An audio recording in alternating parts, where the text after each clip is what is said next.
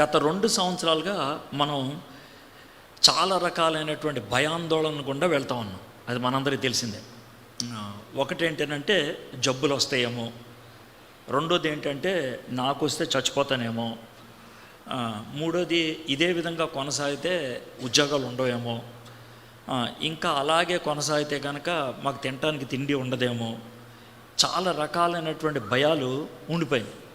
కొంతమందికి పెళ్ళి నిశ్చితార్థం కూడా అయిపోయిన తర్వాత పెళ్ళి అవ్వకుండా అయిపోయిన వాళ్ళు కూడా ఉన్నారు. అది మరీ ఘోరంగా ఉంటుంది. అలాంటి వాళ్ళు కూడా ఉండొచ్చు. కాబట్టి ఇలాంటి అనిశ్చితత అంటే ఏంటంటే అన్సర్టనిటీ, ఏమో జరుగుద్దో ఏమవుద్దో తెలీదు అనేటువంటి పరిస్థితులు ఉన్నప్పుడు చాలా కష్టంగా ఉంటుంది. అయితే ఒక భక్తుడు ఈ విధంగా అన్నాడు, జాగ్రత్తగా అన్నాడు. ఏమన్నాడంటే, మంచి డ్రైవరో కాదో తెలుసుకోవాలనుకుంటే ఖాళీ రోడ్డు మీద డ్రైవ్ చేయమని అడగకూడదంట. మంచి డ్రైవరో కాదో తెలుసుకోవాలి అనుకుంటే కనుక బాగా రద్దీగా ఉన్నటువంటి రోడ్డు మీద డ్రైవ్ చేయమనాలి. ఎంత స్పీడ్ వెళ్ళాడు అనేది విషయం కాదు, ఎంత జాగ్రత్తగా వెళ్ళాడు అనేది విషయం కావాలి, అంతే కదా. సో అదేవిధంగా ఒక వ్యక్తి యొక్క శీలము, ఒక వ్యక్తి యొక్క గుణము, ఒక వ్యక్తి యొక్క మంచితనం కానీ వాడికి ఉన్నటువంటి చెడ్డతనం కానీ ఎప్పుడు బయటపడుతుంది అని అంటే కనుక మీద ఒత్తిడి ఉన్నప్పుడు. దాన్నే మనం శ్రమ అంటాం, శోధన అంటాం, కష్టము అంటాం, ఇబ్బంది అంటాం. మీకు చిన్న ఉదాహరణ చెప్తాను, చిన్న ఉదాహరణ. ఇప్పుడు ఈ మైకు మీలో ఎవరికైనా ఇచ్చి ఓ పాట పాడమన్నాం అనుకోండి, మామూలు విషయం, దీంతో మీకు అర్థమైపోతుంది. ఈ మైకు మీకు ఇచ్చి పాట పాడమన్నాం అనుకోండి, కొంతమంది భక్తిపరులుగా అనిపించుకోవడానికి స్తోత్రం హల్లెలూయా అంటారు.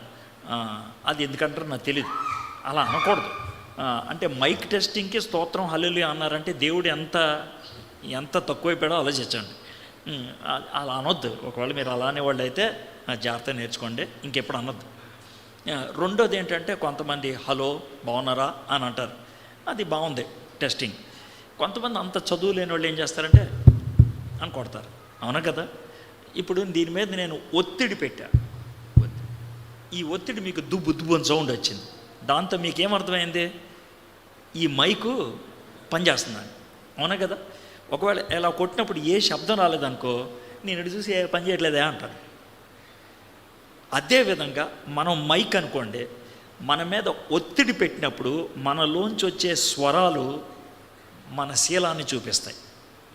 నువ్వు ఏం మాట్లాడతావు ఆ టైంలో, నీ నోట్లోంచి ఏం వస్తుంది, నీ నోట్లోంచి ఎలాంటి పదం వస్తుంది, అది నీ శీలాన్ని సూచిస్తాయి. అందుకనే యేసు ప్రభువు కానీ పౌలు కానీ పేతురు కానీ ఏమన్నారంటే, శ్రమల్లో దేవుణ్ణి ఆరాధించేవాడు గొప్పోడు అన్నాడు. అన్నీ బాగున్నప్పుడు కాదు, శ్రమల్లో ఇబ్బందుల్లో దేవుణ్ణి ఆరాధించడం నేర్చుకోండి అని అన్నాడు. యేసుప్రభు వారు ఏమన్నారంటే, అంత్యదినాలలో మీ మీద బాగా శ్రమలు ఉంటాయి, ఇబ్బందులు ఉంటాయి, అన్యాయంగా మాట్లాడతారు, అబద్ధాలు చెప్తారు మీ మీద, తప్పుడు సాక్ష్యాలు మీ మీద మోపుతారు, అనవసరంగా రోడ్డు మీదకి ఈడ్చికెళ్తారు, ఇలాంటివన్నీ జరుగుతాయి. అలాంటి వాటి మధ్యన మీరు దేవుణ్ణి స్తుతించండి, ఆరాధించండి అని చెప్పారనమాట. ఇప్పుడు ఇలాంటి చెప్తున్నప్పుడు 2 రకాలైనటువంటివి వస్తాయి. ఒకటేంటంటే, మీలో ఇప్పుడు బాధల్లో ఉన్నవాళ్ళు, భయాల్లో ఉన్నవాళ్ళు, కష్టాల్లో ఉన్నవాళ్ళు, ఊరికాయ బాబు నీకు తినడానికి తిండి ఉంది, బతుకు బాగుంది, నువ్వు ఏదైనా చెప్తావులే అని అనుకుంటూ ఉండొచ్చు లోన. ఆయన తప్పేం కాదు, మీరు అన్నది కరెక్టే. అయితే ఏ కారణం చేత మనం అలా చెప్పగలుగుతాం, ఎలా చెప్పగలుగుతాం, అది ఈరోజు మీతో చెప్పాలనుకుంటున్నాను. అంటే శ్రమల గుండా వెళ్తూ, జాగ్రత్తగా శ్రమల గుండా వెళ్ళే వాళ్ళకి ఒక ఆయన ఉత్తరం రాశాడు. ఈయన శ్రమల్లో ఉన్నాడు, ఎవరికైతే ఉత్తరం రాస్తున్నాడో వాళ్ళు కూడా శ్రమల్లో ఉన్నారు. ఈయన్ని ఎప్పుడు చంపేస్తారో తెలీదు, ఈయన ఎవరికి ఉత్తరం రాస్తున్నారో వాళ్ళని ఎప్పుడు చంపేస్తారో తెలీదు. కాబట్టి వాళ్ళకి ఉత్తరం రాస్తున్నాడు. ఏమనంటే, నాకు భయం ఉంది, బాధ ఉంది, అయితే నేను ధైర్యం తెచ్చుకున్నాను, ఎలా తెచ్చుకున్నానో మీకు చెప్తాను, ఇలా తెచ్చుకోండి మీరు అని చెప్పాడనమాట. అనుభవంలోంచి వచ్చిందనమాట ఆ మాట, అనుభవంలోంచి. కాబట్టి ఈరోజు ధైర్యంగా ఎలా ఉండగలుగుతాం ఒత్తిళ్ళ మధ్యన, శ్రమల మధ్యన, ధైర్యంగా ఎలా ఉండగలుగుతాం మనకి చావు దగ్గరకు వచ్చింది అనిపించినప్పుడు, కష్టం అనిపించినప్పుడు. అది ఈరోజు మనం నేర్చుకోగలిగేటువంటి పాఠం. ఓకే, అయితే ఈరోజు నేను యేసు ప్రభు శిష్యుల్లో ఒక విధంగా అనేక కోణాల్లో మనకి ఒక శిష్యుడి గురించి ఎక్కువ చెప్పారు. ఆయన గురించి చెప్పినంత ఇంకెవరి గురించి చెప్పలేదు. ఒక శిష్యుడు, యేసు ప్రభు వారికి 12 మంది శిష్యులు ఉన్నారు. అందుట్లో ఒక శిష్యుడి గురించి ఎక్కువ వివరాలు ఇచ్చారు. ఆయన గురించి ఇచ్చినన్ని వివరాలు ఇంకెవరి గురించి ఇవ్వలేదు. ఎవరు ఆయన అంటే పేతురు. అసలు ఆయన పేరు పేతురు కాదు, ఆయన పేరు సీమోను. అయితే సీమోన్ని మొట్టమొదటిసారిగా యేసుప్రభు వారు పిలిచినప్పుడు ఆయన ముద్దుగా ఓ పేరు పెట్టాడు. ఏ విధంగా పెట్టాడు పేరు? ముద్దుగా. అది మీరు మనసులో పెట్టుకోవాలి. ముద్దుగా ఓ పేరు పెట్టాడు. ముద్దుగా ఏమని పేరు పెట్టారంటే ఆ పేతురు అని పెట్టాడు. అంటే వాళ్ళ భాషలో అయితే కేఫా అని పెట్టాడు అనమాట. ఈ పేతురు అని ముద్దుగా అనే మాట ఎందుకు అంటున్నానంటే, మనం మిత్రులు కలిసి ఉన్నప్పుడు, మిత్రులు కానీ మిత్రురాలు కానీ కలిసి ఉన్నప్పుడు, బాగా స్నేహం ఎక్కువైపోయినప్పుడు, స్నేహంలో మనం మన మిత్రుల్ని ముద్దుగా పిలుస్తాం. ఏ బండదానా ఎట్రా, ఏ పొట్టిదానా ఎట్రా, అరే బండోడా ఎట్రా అని పిలుస్తాం కదా. ఇప్పుడు మీకు అర్థమైంది కదా. అది బయటోడు పిలిస్తే కోపం మీద కొడతారు. అదే మిత్రులు పిలిస్తే కనుక ముద్దుగా ఉంటుంది. మీకు అర్థమైంది కదా. అదేవిధంగా యేసయ్య సీమోన్ని పేతురు అని పిలిచాడు. పేతురు అంటే మన ముద్దు భాషలో ఏంటి తెలుసా? బండోడా అని అర్థం. అర్థమైందా? బండోడా. ఇప్పుడు మీరు చెప్పండి, బండోడా అనేది భక్తికరమైన పేరా? ఇక చాలామంది సార్ నేను పేతురుని పిలిపించుకుంటాను సార్ అంటారు. అంటే చాలా భక్తి అనుకుంటారు. కానీ అసలు ఒరిజినల్ మీనింగ్ అయితే అది బండోడా అని అర్థం. అయితే యేసుప్రభు వారు సీమోన్ని పేతురు అని పిలిచినప్పుడు ఆయన అస్సలు బండోడు కాదు. ఆయన ఊరికినే ఊగిసలాడేవాడు. కానీ గుర్తుపెట్టుకోండి, ఇక్కడ కూర్చున్నటువంటి మనం ఒక మంచి పాఠం నేర్చుకోవచ్చు. మనల్ని ఎవరైనా పేరు పెట్టి పిలిస్తే, మనకెవరైనా పేరు పెడితే మన గతాన్ని బట్టి పేరు పెడతారు. ఓడిపోయినోడా, అర్థమైందా, జబ్బోడా, కుంటోడా, ఇలా గతాన్ని బట్టి పిలుస్తారు. లేదా ప్రస్తుతాన్ని బట్టి పిలుస్తారు. బక్కోడా, ఇలా లేకపోతే బట్ట జుట్టు కలిగినోడా, బట్టతలోడా, ఇది మన ప్రస్తుతం. అర్థమైందా? అయితే మన గతాన్ని బట్టి పిలుస్తారు, మన ప్రస్తుతాన్ని బట్టి పిలుస్తారు. దేవుడు ఎప్పుడు పిలిచినా గతాన్ని బట్టి పిలవడు, ప్రస్తుతాన్ని బట్టి పిలవడు.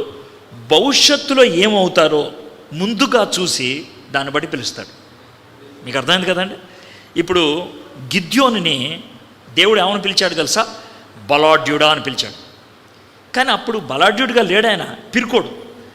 ఆయన ఒక కొండ మూలకి వెళ్ళి గోధుమలు బాగు చేసుకుంటూ, నా అంతటి నేను తిని బతుకుంటే చచ్చిపోతే బాగుంటుందిలే అన్నట్లు ఉన్నాడు. అలాంటోడిని బలాఢ్యుడా అని పిలిచాడు. అంటే నువ్వు బలాఢ్యుడు అవుతావు, నేను చేస్తాను నిన్ను, అలాగనమాట. అదేవిధంగా పేతుర్ని, అంటే సీమోన్ని పేతురు అని పిలిచినప్పుడు నువ్వు పేతురు అవుతావు, నేను చేస్తాను నిన్ను. అర్థమైందా? కాబట్టి ఇక్కడ కూర్చున్నటువంటి మీ అందరికీ ఒక భయం ఉండొచ్చు. సార్ నా గతం మంచిది కాదు, నా ప్రస్తుతం మంచిది కాదు అని అంటే, నీ గతాన్ని బట్టో నీ ప్రస్తుతాన్ని బట్టో దేవుడు నిన్ను పిలవట్లా. నిన్ను ఏం చేయాలనుకుంటున్నాడో అది ఆలోచించి పిలుస్తున్నాడు. అది మనం గుర్తుపెట్టుకోవాలి. కాబట్టి పేతురికి ఆ విధంగా పేరిచ్చాడు. పేరిచ్చిన తర్వాత పేతురు మనకి తెలిసి 2 సార్లు జారిపోయాడు. ఇప్పుడు పేతురు మొదటి అధ్యాయాల్లో, సువార్తల్లో మొదటి అధ్యాయాల్లో వలేస్తున్నప్పుడు దేవుడు పిలిచాడు. వలేస్తున్నప్పుడు ఆయన్ని పిలిచి నన్ను వెంబడించన్నాడు. ఇది మనకు బాగా తెలుసు. అయితే లూకా సువార్త 5వ అధ్యాయంలో మళ్ళీ పిలిచాడు దేవుడు. ఇప్పుడు వలేసాడు, చేపల పాడలేదు, కడుక్కొని కూర్చుండిపోయాడు. అప్పుడు యేసయ్య కొంచెం పడవలోనికి పెట్టవా, నేను కూర్చొని నీకు ప్రసంగం చేస్తానని కూర్చొని అందరికీ ప్రసంగం చేశాడు. ప్రసంగం చేసిన తర్వాత అంతా అయిపోయిన తర్వాత, ప్రసంగం అయిపోయిన తర్వాత, మీ దగ్గర ఏమైనా చేపలు ఉన్నాయా అన్నాడు. రాత్రంతా పట్టామయ్యా, లేవు అని అన్నాడు. ఈ పక్కనే అన్నాడు. వేస్తే బోల్డ్ చేపలు వచ్చినాయి. మీకు తెలిసింది కదా. మొదటిసారి పిలిచినప్పుడు వల వేస్తున్నాడు, రెండోసారి పిలిచినప్పుడు వల వేయటం అయిపోయింది. ఇది 2 సార్లు. అంటే ఏమైంది? ఒకసారి పిలిచినప్పుడు కొంతకాలం వెంబడించి ఏదో నెమ్మదిగా సర్దుకున్నాడు. ఎందుకు మనకు తెలీదు, మనకు వివరాలు అయితే తెలియదు. ఇది రెండోసారి. ఇంకోసారి కూడా జారుకున్నట్లు మనకు తెలుసు. అది ఎప్పుడంటే యేసు ప్రభువుని పట్టుకున్నప్పుడు ఈయనెవరో నాకు తెలియదు అని బొంకారు కదా, గుర్తుందా మీకు? ఆ తర్వాత యేసు ప్రభు వారు తిరిగి లేచారా? తిరిగి లేచిన తర్వాత మొట్టమొదటిగా యేసు ప్రభు వారు తిరిగి లేచారనే వార్త అమ్మాయికి చెప్పాడు. ఒక అమ్మాయికి, మనకి మరియాకి చెప్పాడు. చెప్తే ఆవిడ పరిగెత్తుకుంటా వచ్చి పేతురు యోహానికి చెప్పింది. ఈ పేతురు యోహాను పరిగెత్తుకుంటా వెళ్ళి సమాధి ఖాళీగా ఉండటం చూసి యేసు ప్రభు తిరిగి లేచాడనే విషయం అనుకున్నారు. అదే రోజు సాయంత్రం ఈ 11 మంది శిష్యులకి 10 మంది శిష్యులు కనబడ్డాడు. ఒకడు చచ్చిపోయాడు, ఒకడేమో దూరంగా వెళ్ళాడు. వారం తర్వాత మళ్ళీ కనబడ్డాడు తోమా కోసం. ఇప్పుడు చూడండి, ఖాళీ సమాధి చూసింది పేతురే. మొదటిసారి యేసు ప్రభు వచ్చినప్పుడు చూసింది పేతురే. రెండోసారి తోమా కోసం వచ్చినప్పుడు చూసింది పేతురే. ఇది జరిగిన 3-4 రోజులకి పేతురు ఏమన్నాడు తెలుసా? బాబు, నేను చేపలు పట్టుకోవడానికి వెళ్ళిపోతున్నాను అని వెళ్ళిపోయాడు. ఇది యోహాను సువార్త 21వ అధ్యాయం. ఇప్పుడు మీకు ఎలా అర్థమైంది? మొదటిసారి పిలిచాడు, జారిపోయాడు. రెండోసారి పిలిచాడు, జారిపోయాడు. మూడోసారి వచ్చి ఆయన చాలా భారంగా మాట్లాడాడు. ఎవరు? యేసయ్య. నన్ను నిజంగా ప్రేమిస్తున్నావా చెప్పు, వీటికంటే ఎక్కువగా ప్రేమిస్తున్నావా? నీకు చేపలే ముఖ్యమా? నీకు బొట్టలే ముఖ్యమా? నీకు తట్లే ముఖ్యమా? నీకు వలే ముఖ్యమా అన్నట్లు మాట్లాడాడు. ఆ తర్వాత యేసు ప్రభువు వారు ఇంకొక ప్రవచనాత్మకమైన చెప్పాడు. ఏమన్నాడంటే, ఇప్పుడు నువ్వు ఎక్కడికి పడితే అక్కడ నీ అంతటి నువ్వు వెళ్తున్నావు, కానీ ఒక వయసు వస్తుంది, అప్పుడు నువ్వు నడవలేవు. నువ్వు అప్పుడు ఏం చేస్తావు తెలుసా? నీ చావు కూడా నాకు సాక్ష్యంగా ఉంటుంది అన్నాడు. నిజంగానే అలాగే చనిపోయాడు పేతురు గారు. ఇప్పుడు మీకు అర్థమైంది కదండి, ఇది పేతురు పరిస్థితి. సరే, పేతురు మొట్టమొదటిసారిగా పెంతుకోస్తు దినాన్న ప్రసంగం చేశాడు. పిరుకోడు భయస్థుడు ప్రసంగం చేశాడు. 3000 మంది ఆ రోజు బాప్తిసం తీసుకున్నారు. కొన్ని రోజులకి ఒక కుంటోడిని బాగు చేయడం విషయంలో ఇంకొక 5000 మంది ప్రభువులో చేరారు. ఇలాగా పేతురు భక్తుడు యెరూషలేములో సుమారు ఒక 10 ఏళ్ళు గడిపేశాడు. 10 ఏళ్ళు. ఆ టైంలో హేరోదు అని ఇంకో చక్రవర్తి ఉండేవాడు. ఏది? యేసు ప్రభు ఉన్నప్పుడు హేరోదు కాదు, ఈయన ఇంకో హేరోదు, అగ్రిప్ప హేరోదు. ఆయన ఏం చేశాడంటే, యోహానికి ఒక సహోదరుడు ఉండేవాడు కదా, యాకోబు, అని చంపేశాడు. ఆయన చంపేసి పేతురుని జైల్లో పెట్టాడు. ఇది అపోస్తల కార్యం 12వ అధ్యాయం. కథలాగా చెప్తున్నా వినండి. జైల్లో పెట్టాడు. ఈయన ఉద్దేశం ఏంటంటే, రేపు అందరినీ పబ్లిక్గా తీసుకొచ్చి అందరు ఎదురుగా పేతుని చంపేద్దామని. అయితే దేవుడు ఏం చేశాడంటే, రాత్రి ఒక దేవదూతను పంపించేసి పేతుని బయటికి తీసుకొచ్చేసిన తర్వాత పేతుర్ని అందరూ ఏమన్నారంటే, బాబు నువ్వు బయటికి వెళ్తే చంపేస్తారు, నువ్వు సీక్రెట్గా లోనే ఉండి మాకు పరిచయం చేయ అన్నాడు.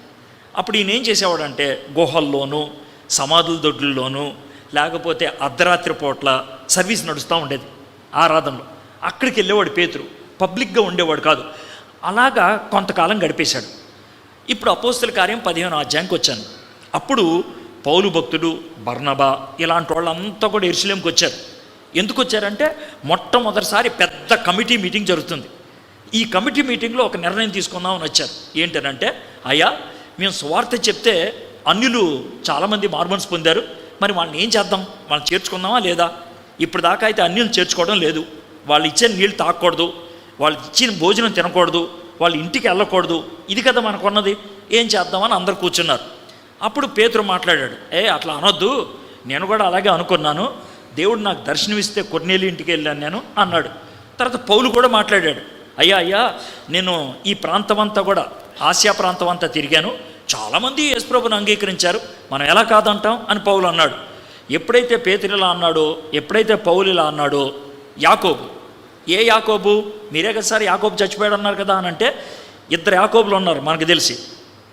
ఒక యాకోబు ఏమో యోహాను యొక్క బ్రదర్, సహోదరుడని యాకోబు, అని చంపేశాడు. ఇంకో యాకోబు ఉన్నాడు. ఈయన ఎవరంటే యేసు ప్రభుకి స్వయాన్న తమ్ముడు. యేసు ప్రభుకి తమ్ముడు ఏంటండి అని అంటే, యేసు ప్రభు ఎవరు పుట్టాడు? మరియమ్మకు పుట్టాడు.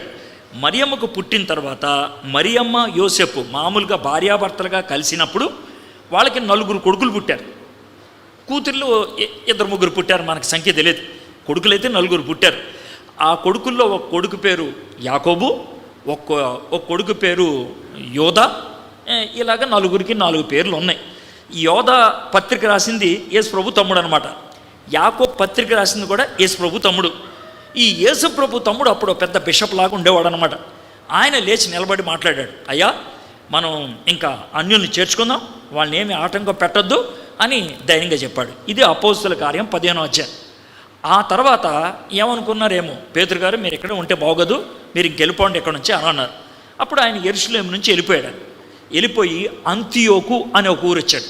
అంతియోకు అనే ఊరు వచ్చి కొంతకాలం అక్కడ ఉన్నాడు. ఇప్పటికీ కూడా ఎవరన్నా ఇశ్రాయేల్ దేశం వెళ్తే, ఇశ్రాయేల్ నుంచి ఉత్తరానికి వెళ్తే కనుక సిరియా అనే ఒక చిన్న దేశం ఉంటుంది. దాంట్లో అంతియోకు అనే ఒక ఊరు ఉంటుంది. కొండతో తయారు చేసినటువంటి ఒక చర్చ్ ఉంటుంది, కొండ రాళ్లతో, పురాతనమైన చర్చ్, చాలా పెద్దదేం కాదులే, చిన్నది. మహా అయితే చర్చిలో 50 మంది పడతారు. ఆ చర్చిని చూపించే ఉంటారంటే పేతురు ఇక్కడే పరిచయం చేసేవాడు అంటూ ఉంటారు. అక్కడి నుంచి ఏం చేశాడంటే టర్కీ దేశానికి వెళ్ళిపోయాడు. ఇప్పుడు మనం టర్కీ అంటామే, వెళ్ళాడు. ఈ టర్కీ దేశం అప్పుడు ఒక దేశంగా ఉండేది కాదు, 5 రాజ్యాలుగా ఉండేది. పొంతు, గలతియా, కపదోకియా, ఇలాగా 5 రాజ్యాలుగా ఉండేది. పేతురు భక్తుడు అక్కడ సుమారు 10 ఏళ్ళు వాక్యం బోధించాడు. చాలా సంఘాలు స్థాపించి క్రీస్తు శకం 62 ఆ ప్రాంతానికి రోమ్ పట్టణంకి వెళ్ళాడు. అక్కడ ఉన్నాడండి. అక్కడున్నప్పుడు ఒక 2 ఏళ్లకి కొత్త చక్రవర్తి వచ్చాడు. వాడి పేరు నీరో. మీకు కథలాగా చెప్తున్నా, నీరో చక్రవర్తి. వాడు ఏం చేశాడంటే, వాడు దుర్మార్గుడు, మంచోడు కాదు, బుర్రలేనోడు. వాడు ఏమనుకున్నాడంటే మంచి దివ్యమైన పట్టణం కట్టాలి అనేసి, ఇప్పుడు ఆల్రెడీ ఓ పట్టణం ఉంటుంది కదా, దాన్ని తగలబెట్టేద్దామని గుడిసెలు వాటికి కిరసనాలు పెట్టి అగ్గిపొల్ల పెట్టాడు. సగం ఊరు తగలబడిపోయింది. తగలబడిపోతే ఊరోళ్ళంతా వచ్చి, అరే ఎవడరా ఊరు తగలబెట్టింది అని అన్నాడు. ఏంద్రబాబు అందరూ ఊరు తగలబెట్టిందని అరుస్తున్నారు అనేసి, నేనే అంటే కనుక నన్ను చంపేస్తారేమో అనే భయంతో ఏమన్నాడంటే, ఈ కిరస్తాన్ వాళ్ళు ఉన్నారే యేసుప్రభుని కూల్చేవాళ్ళు, వాళ్ళే ఊరు తగలబెట్టింది అని అన్నాడు. అనేటప్పటికీ క్రైస్తవుడు ఎక్కడ కనబడితే అక్కడ వాడిని చంపేశారు. రకరకాల పద్ధతుల్లో చెప్పారు. అతి ఎక్కువ మందిని ఎలా చంపారో తెలుసా? ఈ పద్ధతి వినండి. వాళ్ళు ఏం చేశారంటే, పెద్ద నూనె డబ్బా తెచ్చేవాళ్ళు. మనం నూనె పోస్తామే, నూనె డబ్బాలో మనిషిని ముంచేవాళ్ళు. మనిషిని మామూలుగా మనం బట్టలు నీళ్ళలో ముంచుతామే, అలాగా మనిషిని నూనె డబ్బాలో ముంచి పైకి లేపేవాళ్ళు. లేపి చెట్టుకేసి కట్టేసేవాడు. మనిషిని చెట్టుకేసి కట్టేసి, ఇప్పుడు నూనెలో ముంచారు కదా, చెట్టుకేసి కడితే నూనె నెమ్మదిగా కిందకి కారుతూ ఉంటుంది కదా, ఆ నూనె కారే దగ్గర అగ్గిపొల్ల వెలిగించేవాడు. అప్పుడు ఏమవుద్ది, మనిషి అంతా కాలిపోతూ ఉండేవాడు. ఓ 10 నిమిషాలు 15 నిమిషాలు కాలేవాడు. ఆ విధంగా మనుషుల్ని కొవ్వొత్తుల్లాగా రాత్రులు కాల్చుకునేవాడు. ఇప్పుడు మీకు అర్థమైంది కదండి. ఇప్పుడు మనకి వీధెమ్మడి వెళ్తున్నాం అనుకోండి, పూర్వకాలంలో కాగడా పట్టుకెళ్ళేవాడు, అవునా? అయితే వీళ్ళు ఏం చేసేవాళ్ళు అంటే, ఇక్కడ చెట్టుకొకడిని, అక్కడికో చెట్టుకొకడిని కట్టి వెలిగించేవాళ్ళు. అప్పుడు రోడ్డు అంతా వెలుగుండేది అనమాట. వీళ్ళు ఒక అరగంట కాలేవాళ్ళు, ఆ అరగంట కాలిన తర్వాత చచ్చిపోయాడు. అది పరిస్థితి. మనుషుల్ని ఆ విధంగా చంపేశారు, కొన్ని వేల మందిని చంపేశారు. అలాంటి పరిస్థితుల్లో పేతురు భక్తుడు రోమ్లో ఉండి ఒక ఉత్తరం రాశాడు. ఆ ఉత్తరం పాపం పేతురు రాయల, అంటే పేతురు చెప్తా ఉంటే రాశాడు. పేతురు చేపలు పట్టేవాడు కదా, పెద్ద చదువు రాదు. అందుకనే పేతురు సిల్వానా అనే ఒక ఆయన చెప్తే ఆయన రాస్తూ ఉన్నాడు. సిల్వానా అనే ఆయన ఆ రాసినటువంటి పత్రిక ఎవరికైతే ఈయన వాక్యం బోధించి సంఘాలు స్థాపించాడో ఆ సంఘస్థులందరికీ ఆయన రాశాడనమాట ఈ పత్రిక. అర్థమైందా? దాన్నే పేతురు భక్తుడు రాసిన తొలి పత్రిక అంటాం. రైట్, మీకు విషయం అర్థమైంది కదా? ఒకసారి తీస్తారు. ఇప్పుడు పేతురు రాసినటువంటి తొలి పత్రిక చివరి నుంచి తీస్తే మీకు త్వరగా వచ్చేస్తుంది. చివరి ప్రకటన గ్రంథం ఉంటుంది, దానికి ముందు యోధా ఉంటుంది, దానికి ముందు 3 యోహాన్లు ఉంటాయి, దానికి ముందు 2 పేతుర్లు ఉంటాయి. తీసారా? అందరూ తీసారా? ఓకే, అంటే మీరు తీయండి, ఒకసారి తీయండి. ఎందుకంటే మనం ఒక 12 వచనాలు ధ్యానం చేస్తాం. మొదటి పేతురు పత్రిక 1వ అధ్యాయం మొదటి 12 వచనాలు మనం ధ్యానం చేస్తాం ఇప్పుడంతే. కాబట్టి ఈ 12 వచనాలు పదే చదువుతాను నేను.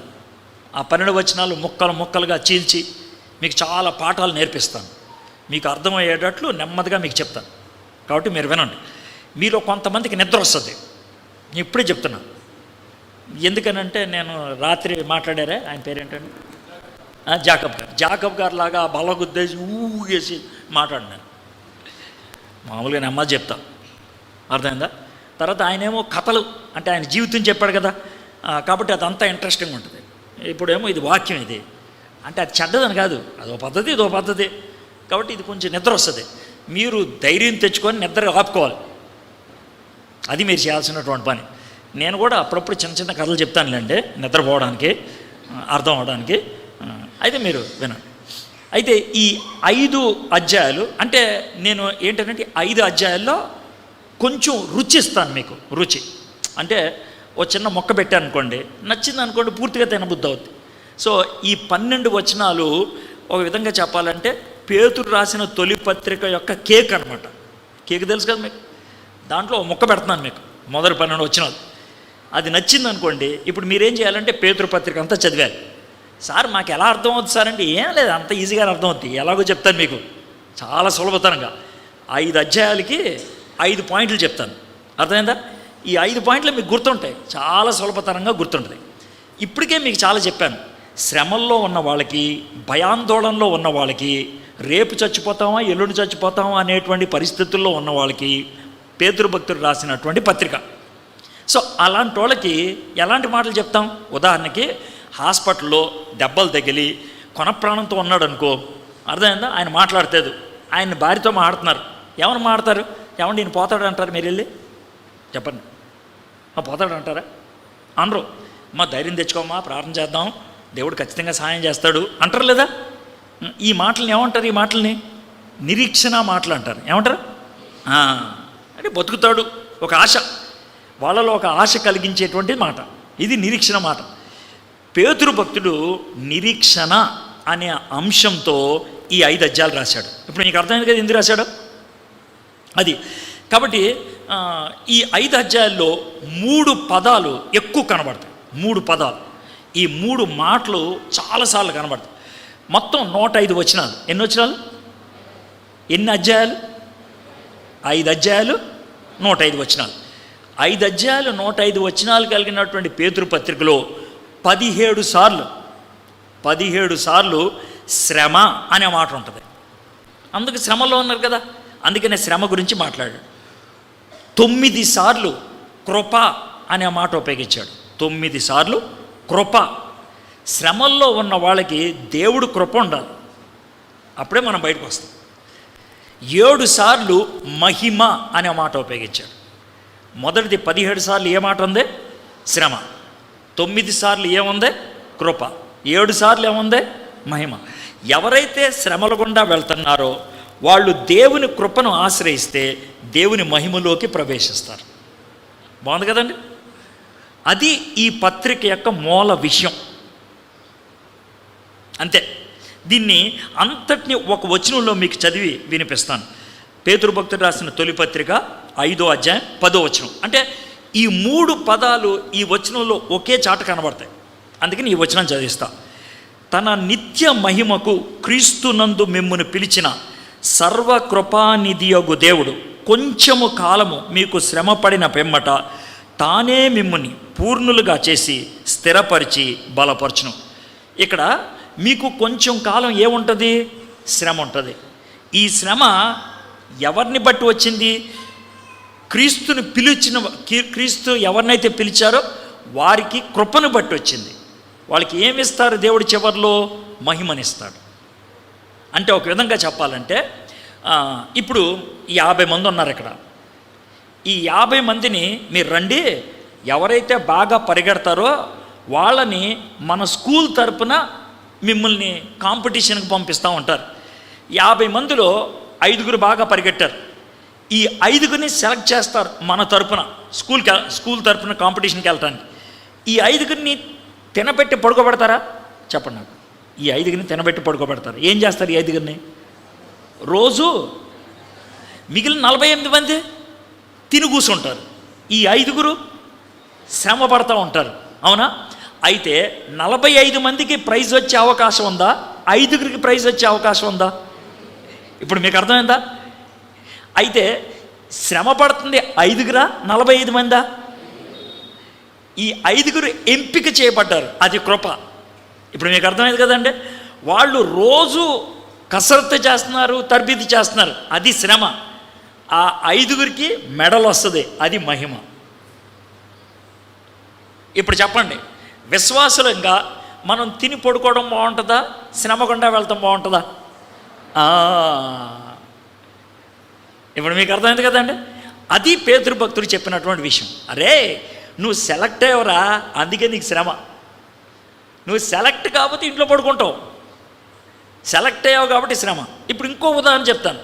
ఒకవేళ మన చర్చి తరపున ఈ ఊర్లో క్రైస్తవ సంఘాలన్నీ కలిసి పాటల కాంపిటీషన్ పెట్టిందనుకో, అర్థమైందా? మన చర్చి తరపున, సియోను సంఘం తరపున ఈ కాంపిటీషన్కి ఎవరు వెళ్తే బాగుంటుంది అనేది పాస్టర్ గారు పెద్దలు ఆలోచించి బాగా పాడేవాళ్ళని ముగ్గురిని పిలిచి, రే నువ్వు బాగా తరివిదవు అని అంటారు. అవును కదా? ఆడు పొద్దున్న లేచి లేకపోతే అమ్మాయి పొద్దున్న లేచి పాడుతూనే ఉంటుంది, వాళ్ళకే అవకాశం ఉంటుంది. సో కాబట్టి ఈ 3 విషయాలు ఇక్కడ చెప్పాడు. ఇప్పుడు మీకు బాగా అర్థమైంది కదా. ఇప్పుడు ఎన్ని అధ్యాయాలు అన్నని చెప్పాను పేతురు పత్రిక? ఈ 5 అధ్యాయాలు, ఒక్కొక్క అధ్యాయానికి ఒక పేరు పెడతాను. ఆ అధ్యాయం అంతా దాని గురించే ఉంటుంది. అదేంటి చెప్తాను. ఈ లోకంలో మిమ్మల్ని ప్రశ్న అడుగుతాను, అప్పుడైనా నిద్రపోద్ది మీకు. ఈ లోకంలో మనిషి జీవితం దేంతో ఆరంభం అవుతుంది? ఈ లోకంలో మనిషి జీవితం దేంతో ఆరంభం అవుతుంది? కొంచెం గట్టి చెప్పండి. ఏడుపుతోనా?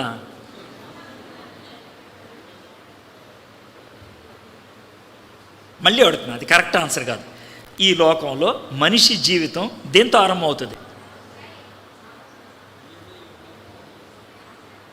గట్టి చెప్పండి సార్. పుట్టాలి కదా ముందు, ఆ తర్వాత కదా ఏడ్చేది. అవునా కదా? మనిషి జీవితం దేంతో ఆరంభం అవుతుంది? పుట్టుకతో. అవునా కదా? కాబట్టి మొదటి అధ్యాయము పుట్టుక. మొదటి అధ్యాయం దేవునిలో పుట్టడం అంటే ఏంటి అనేది రాసుకుంటూ వచ్చాడు మొదటి అధ్యాయం. తిరిగి జన్మించడం అంటే ఏంటి రాసుకుంటూ వచ్చాడు మొదటి అధ్యాయం. ఎవరు తిరిగి జన్మిస్తారు, ఎలా తిరిగి జన్మిస్తారు, ఎందుకు తిరిగి జన్మిస్తారు, తిరిగి జన్మించాం అనేది మనకు ఎలా తెలుసుద్ది, ఇదంతా రాసుకుంటూ వచ్చాడు మొదటి అధ్యాయం. పుట్టినోడు ఏడుస్తాడులేండి, మీరు ఏడుపు అంటారని ముందే చెప్పేస్తాను. ఏడుస్తాడు అనుకోండి. పుట్టిన తర్వాత ఒక బాబు కానీ పాప కానీ ఏం చేయాలి? ఏడుస్తారు, బాగానే ఉంది. ఏం చేయాలి? లేకపోతే ఏం జరుగుద్ది చెప్పండి? పుట్టినోడు ఎదగాలి. అదే రెండో అధ్యాయం పెరగటం. మొదటి అధ్యాయం పుట్టడం, రెండో అధ్యాయం పెరగటం. అందుకనే పెరగటం గురించి ఏమంటాడు తెలుసా? పాలు అనే దేవుని వాక్యాన్ని అపేక్షించండి, ఎదగండి. అర్థమైందా? మీరు ఎదిగే వాళ్ళు కింద జారి పడుతూ ఉంటారు, కొన్నిసార్లు పడతారు మీరు, కానీ లేచి నిలబడండి, నేర్చుకోండి, దాన్ని దీన్ని పట్టుకోండి, నడవండి. ఇది పెరగటం. మొదటి అధ్యాయం ఏంటి చెప్పండి నాకు? పుట్టడం. ఏంటిది? మొదటి అధ్యాయం ఏంటి? రెండో అధ్యాయం ఏంటి? ఈ రెండు ఏ పదంతో స్టార్ట్ అయినాయి? అన్నీ అలాగే ఉంటాయి గుర్తుంటానికి. పుట్టడం, పెరగడం. మూడో అధ్యాయం ఇక ఒక వయసుకు వచ్చిన తర్వాత, వయసుకు వచ్చిందిరా దీన్ని పెళ్లి చేయండిరా, వయసుకు వచ్చాడురా ఎడుకో పెళ్లి చేయండిరా అంటారు. అవునా కదా? దీన్నే పరిపక్వత అంటారు. పరిపక్వత. ఆత్మీయంగా పరిపక్వతలోకి రావాలి మనం. అంటే నిలదొక్కుకోవాలి. శోధనలు వస్తాయి, శ్రమలు వస్తాయి, ఇబ్బందులు వస్తాయి, కష్టాలు వస్తాయి, నిలదొక్కుకోవాలి. అందుకనే మూడో అధ్యాయంలో ఏమంటాడంటే, అవిశ్వాసి అయిన భర్త ఉన్నా కూడా నువ్వు నిలదొక్కోవాలి. అది పరిపక్వత. అవిశ్వాసి అయిన భర్త ఉన్నా కూడా, తాగుబోతు భర్త ఉన్నా, తిరుగుబోతు భార్య ఉన్నా, ఇష్టం వచ్చినట్లు వ్యవహరించేటువంటి కుటుంబ సభ్యులున్నా నీ విశ్వాసాన్ని నువ్వు కాపాడుకోవాలి. ఇది పరిపక్వత. మొదటి అధ్యాయం ఏంటి? పుట్టడం. రెండో అధ్యాయం ఏంటి? పెరగటం. మూడో అధ్యాయం ఏంటి? పరిపక్వత. ఇక నాలుగో అధ్యాయం. ఇప్పుడు మీలో చాలామంది ఈస్ట్ గోదావరి వాళ్ళు కదా, అవునా? ఎంతమంది ఈస్ట్ గోదావరి వాళ్ళు చెప్పండి? ఈస్ట్ గోదావరి. ప్రతిదానికి మీరు అలా నోరు ఎల్లబెట్టుకొని చూడొద్దు. అరే ఇదేమో దాన్ని స్పందించండి, నేను మామూలుగా మాడుతున్నాను కదా, నేను సరదాగా మాడుతున్నాను.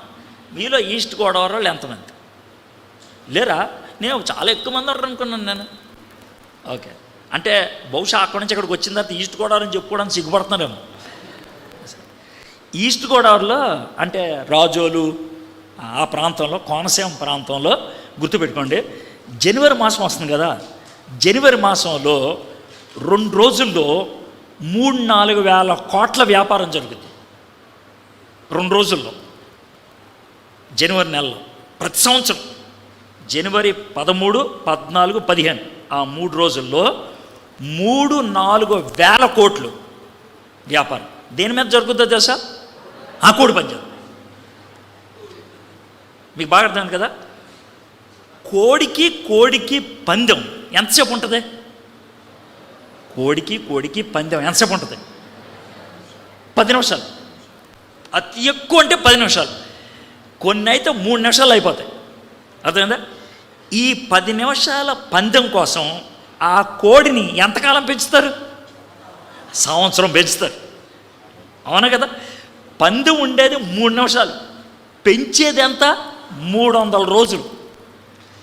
300 రోజులు దాన్ని మేపితే 3 నిమిషాల్లో తేల్చుద్ది అది. అవునా కదా? మీకు అర్థమైంది కదా? అదేవిధంగా మన విశ్వాసంలో మేపితే 3-4 నిమిషాల్లో మన విశ్వాసం ఉందో లేదో తేలుద్ది. దాన్నే పోరాటం అంటారు. అదే 4వ అధ్యాయం. 1వ అధ్యాయం పుట్టడం, 2వ అధ్యాయం పెరగటం, 3వ అధ్యాయం పరిపక్వత, 4వ అధ్యాయం పోరాటం. అయితే ఒక క్వశ్చన్ చెప్పండి, ప్రతి విశ్వాసి జీవితంలో పోరాటం ఉంటుందా ఉండదా? ఉంటుంది. ప్రతి పందెం కోడు పోరాటంలోకి వెళ్ళాలా లేదా? నేను పందెం కోడిని పెంచుతాను కానీ ఇంట్లోనే పెంచుతానంటే ఆయన ఏమంటారండి? పిచ్చోడా అంటారు. పెన్ను కొనుక్కుంటాను మూత ఎప్పుడు తీయనంటే ఎలా ఉంటుంది? ఫ్యాన్ కొనుక్కుంటాను స్విచ్ నొక్కనంటే ఎలా ఉంటుంది? ఫోను కొనుక్కుంటాను దాంట్లో సిమ్ వేయనంటే ఎలా ఉంటుంది? అదేవిధంగా విశ్వాసంలో ఎదుగుతాను కానీ పోరాటంలోకి రాను అని అంటే అలాగే ఉంటుంది. అర్థమైంది? కాబట్టి ఖచ్చితంగా ప్రతి ఒక్కళ్ళు పోరాటంలో ఉంటారు. ఇది 4వ అధ్యాయం. ఈ పోరాటంలో నెగ్గి పోరాటంలో గెలిస్తే వచ్చేది 5వ అధ్యాయం, పటిష్టత, స్థిరంగా ఉండడం. ఏంటది? పటిష్టత. ఇప్పుడు 5 అధ్యాయాలు మళ్ళీ వరుసగా చెప్తాను. ఈ 5 అధ్యాయాలు ఏంటో మళ్ళీ మీరు చెప్పాలి నాకు, ఎందుకంటే జీవితంలో పుస్తకాన్ని కొంచెం నేర్చుకుంటానండి, అదే నా కోరిక. 1వ అధ్యాయం ఏంటి చెప్పండి నాకు? పుట్టడం. 2వ అధ్యాయం పెరగడం. 3వ అధ్యాయం పరిపక్వత. 4వ అధ్యాయం పోరాటం. 5వ అధ్యాయం ఇప్పుడు వచ్చిందా? ఎన్ని వచనాలు మొత్తం? 105 వచనాలు. ఎన్ని అధ్యాయాలు? మీకు వచ్చింది తెలుసా? ఒకవేళ 5వ క్లాస్ తెలుగు వచ్చిన వాళ్ళు పేతురు పత్రిక చదివితే 30 నుంచి 40 నిమిషాలు అయిపోద్ది.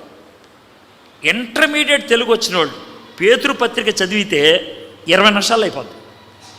20 నిమిషాలు నీకు బైబిల్ చదవటానికి బద్ధకం అయితే నువ్వు ఇక్కడ కూర్చోవటం వేస్ట్. నీకు అనవసరంగా ప్లేస్ వేస్ట్, పైన ఫ్యాన్ వేస్ట్, నేను వాగటం వేస్ట్. ఆ తర్వాత ఈయన భోజనం కూడా పెడతారేమో, అది కూడా వేస్ట్. మీరు చదవాలి. అంటే నా ఉద్దేశం ఏంటంటే మీరు బైబిల్ చదవాలి. ఎంతకాలం ప్రసంగాల మీద నేను బతికేస్తానంటే ఎలా ఉంటుంది? బాగోదు. ప్రసంగాలు వినాలి, అవి మనకి కొంచెం ప్రోత్సాహాన్ని ఇస్తాయి. కానీ మనం ఎదిగేది దేన్ని బట్టి? అది ఎలా ఉంటుందంటే ప్రసంగాల మీద నేను బతికేస్తానంటే పెళ్ళిళ్ళకి వెళ్ళి బతికేస్తాను అన్నట్లు ఉంటుంది. సార్ మీరు ఎలా బతుకుతారంటే పెళ్లి భోజనంతో బతికేస్తానని ఒకడు అంటాడా? అండవు. ఇతరుల ప్రసంగాలు పెళ్లి భోజనం, అది అప్పుడప్పుడు తినాలి, కానీ మనం కూడా వండుకోవాలి కదా. అవునా కదా? అది నేర్చుకోవాలి. సో ఇప్పుడు మీకు పరిచయం అయిపోయింది. పేతురు ఎవరో చెప్పాను, పేతురు పత్రిక ఎవరికి రాశారో చెప్పాను, పేతురు పత్రిక ఎందుకు రాశాడో చెప్పాను, పేతురు రాసిన పత్రికలో ఉన్నటువంటి 5 అధ్యాయాల సారాంశాన్ని మీకు ఇచ్చాను. ఇప్పుడు మొదటి 12 వచనాలు మనం చదువుదాం. తీస్తారా బైబిల్? నేను ముందు 2 వచనాలు చదువుతా. ఎన్ని? 2. మొదటి 2 వచనాలు. ఈ 2 వచనాల నుంచి 3-4 విషయాలు మీకు నేర్పిస్తాను. ఒక్కొక్కటి చిన్న చిన్నగా నేర్పిస్తాను. యేసుక్రీస్తు అపోస్తలుడైన పేతురు తండ్రి అయిన దేవుని భవిష్యత్ జ్ఞానమును బట్టి ఆత్మ వలన పరిశుద్ధత పొందిన వారై విధేయులగుటకును యేసుక్రీస్తు రక్తం వలన ప్రోక్షించబడుటకును ఏర్పరచబడిన వారికి, అనగా పొంతు, గలతియా, కపదోకియా, ఆసియా, బితూనియా అను దేశములందు చెదరిన వారిలో చేరిన యాత్రికులకు శుభమని చెప్పిరాయనది. మీకు కృపయు సమాధానమును విస్తరిల్లును గాక. చిన్న విషయం, మీరు జాగ్రత్తగా గమనించినట్లయితే ఒక ప్రత్యేకత ఉంటుంది. చూడండి, మీ బైబిల్ చూడండి. మీ బైబిల్లో ఈ వచనాల్లో 2వ వచనంలో మొదటి మాట ఏంటి చెప్పండి? ఆత్మ. ఆ ఆత్మ కొంచెం తేడాగా ఉంటుంది చూడండి. ఉందా తేడాగా? ఎందుకు అంత తేడాగా? ఎలా ఉంది తేడాగా? నల్లగా ఉంటుంది, ఒత్తుగా ఉంటుంది. ఇంగ్లీష్ వచ్చిన వాళ్ళు అయితే బోల్డ్గా ఉంటుంది. అవునా కదా? ఎందుకు అలా ఉందంటే ఆత్మని బైబిల్లో 2 రకాలుగా రాస్తారు. ఒకటి మామూలుగా రాస్తారు, రెండోది ఇలా ఒత్తుగా రాస్తారు. ఇలా ఒత్తుగా ఆత్మ రాశారంటే అది పరిశుద్ధాత్ముడు అనమాట. మామూలుగా రాస్తే కనుక మన ఆత్మ అనమాట. ఇక్కడ పరిశుద్ధాత్మ గురించి రాశారు. రెండోది మొట్టమొదటి పదం ఏంటి? మొదటి వచనం మొట్టమొదటి పదం ఏంటి? యేసుక్రీస్తు. అంటే ఈ 2 వచనాల్లో యేసయ్య ఉన్నాడు, ఇంకెవరున్నారు? పరిశుద్ధాత్ముడు ఉన్నాడు. ఆత్మ అన్నది పరిశుద్ధాత్ముడు ఉన్నాడు. ఇంకా జాగ్రత్త చూడండి, యేసుక్రీస్తు అపోస్తలుడైన పేతురు, తండ్రి అయిన దేవుని భవిష్యత్ జ్ఞానం. ఇంకెవరున్నారు ఇక్కడ? తండ్రి ఉన్నాడు. స్పష్టంగా ఉంది కదండి. ఇక్కడ నేనేమన్నా కల్పించి చెప్పానా? యేసు ప్రభు ఉన్నాడు, తండ్రి ఉన్నాడు, పరిశుద్ధాత్ముడు ఉన్నాడు. జాగ్రత్త వినండి. మన దేవుడు, బైబిల్లో ఉన్నటువంటి దేవుడు త్రిత్వము. ఒకసారి అన్నాడు త్రిత్వము అంటే ఏంటో మీకు చెప్తాను. ఎలా చెప్తాను సార్? నాకు నిన్న మీరు 2 కుర్చీలు ఒకదాని మీద ఒకటి వేసుకొని కూర్చున్నారు. ఆ 2 కుర్చీలు తీసుకొచ్చి ఆడ పెట్టారా? నేను చూశాను, నిన్న చూసి 5 రేపు వాడాలనుకున్నా, ఇప్పుడు వాడతాను. రైట్, మీరు అది తెచ్చే లోపల చూద్దాం. ఆయన తెస్తాడండి, కంగారు పడదు. కుర్చీ తెస్తాడు అంతే, అలా చూడొద్దు. ఆయన 2 కాళ్ళు 2 చేతులు, సేమ్ మనిషే. ఎప్పుడు చూసేవాడు చూస్తాడు. ఇంకోటి కూడా సేమ్ కుర్చీ రావాలి. ఓకే, ఈ కుర్చీ దీన్ని ఎలా చూస్తారు, ఇదేదో ఉంటుందండి. నేనేం మ్యాజిక్ చేయను, ఒట్టు.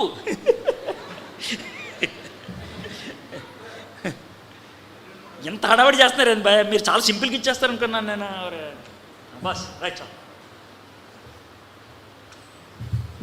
రైట్, త్రిత్వము అన్న మాటకి అర్థం ఏంటంటే ముగ్గురున్నారు, ఒకటిగానే ఉన్నారు. సరే, ముగ్గురు ఉండటం ఏంటి, ఒకటిగా ఉండటం ఏంటి అనే ప్రశ్న మీకు వస్తుంది. మీకు రావచ్చు ప్రశ్న, వేరే వాళ్ళు మిమ్మల్ని అడగొచ్చు, తప్పుడు బోధకులు వచ్చి కూడా మిమ్మల్ని భయపెట్టవచ్చు. అందుకనే శుభ్రంగా మీకు చెప్పాలనుకున్నాను. ఒకటి అనే పదం ఉంది కదా, మీకు తెలుసు కదా. ఒకటి అనేది ఎన్ని రకాలుగా వాడచ్చో మనం చూద్దాం. ఒకటి అనే పదం, ఇక్కడ ఎన్ని కుర్చీలు ఉన్నాయి? ఒకటే కుర్చీ. బాగుంది కదా. ఇప్పుడు నేను ఇంకో మాట అంటాను, నేను కరెక్ట్ అన్నాను లేదు మీరు చెప్పాలి.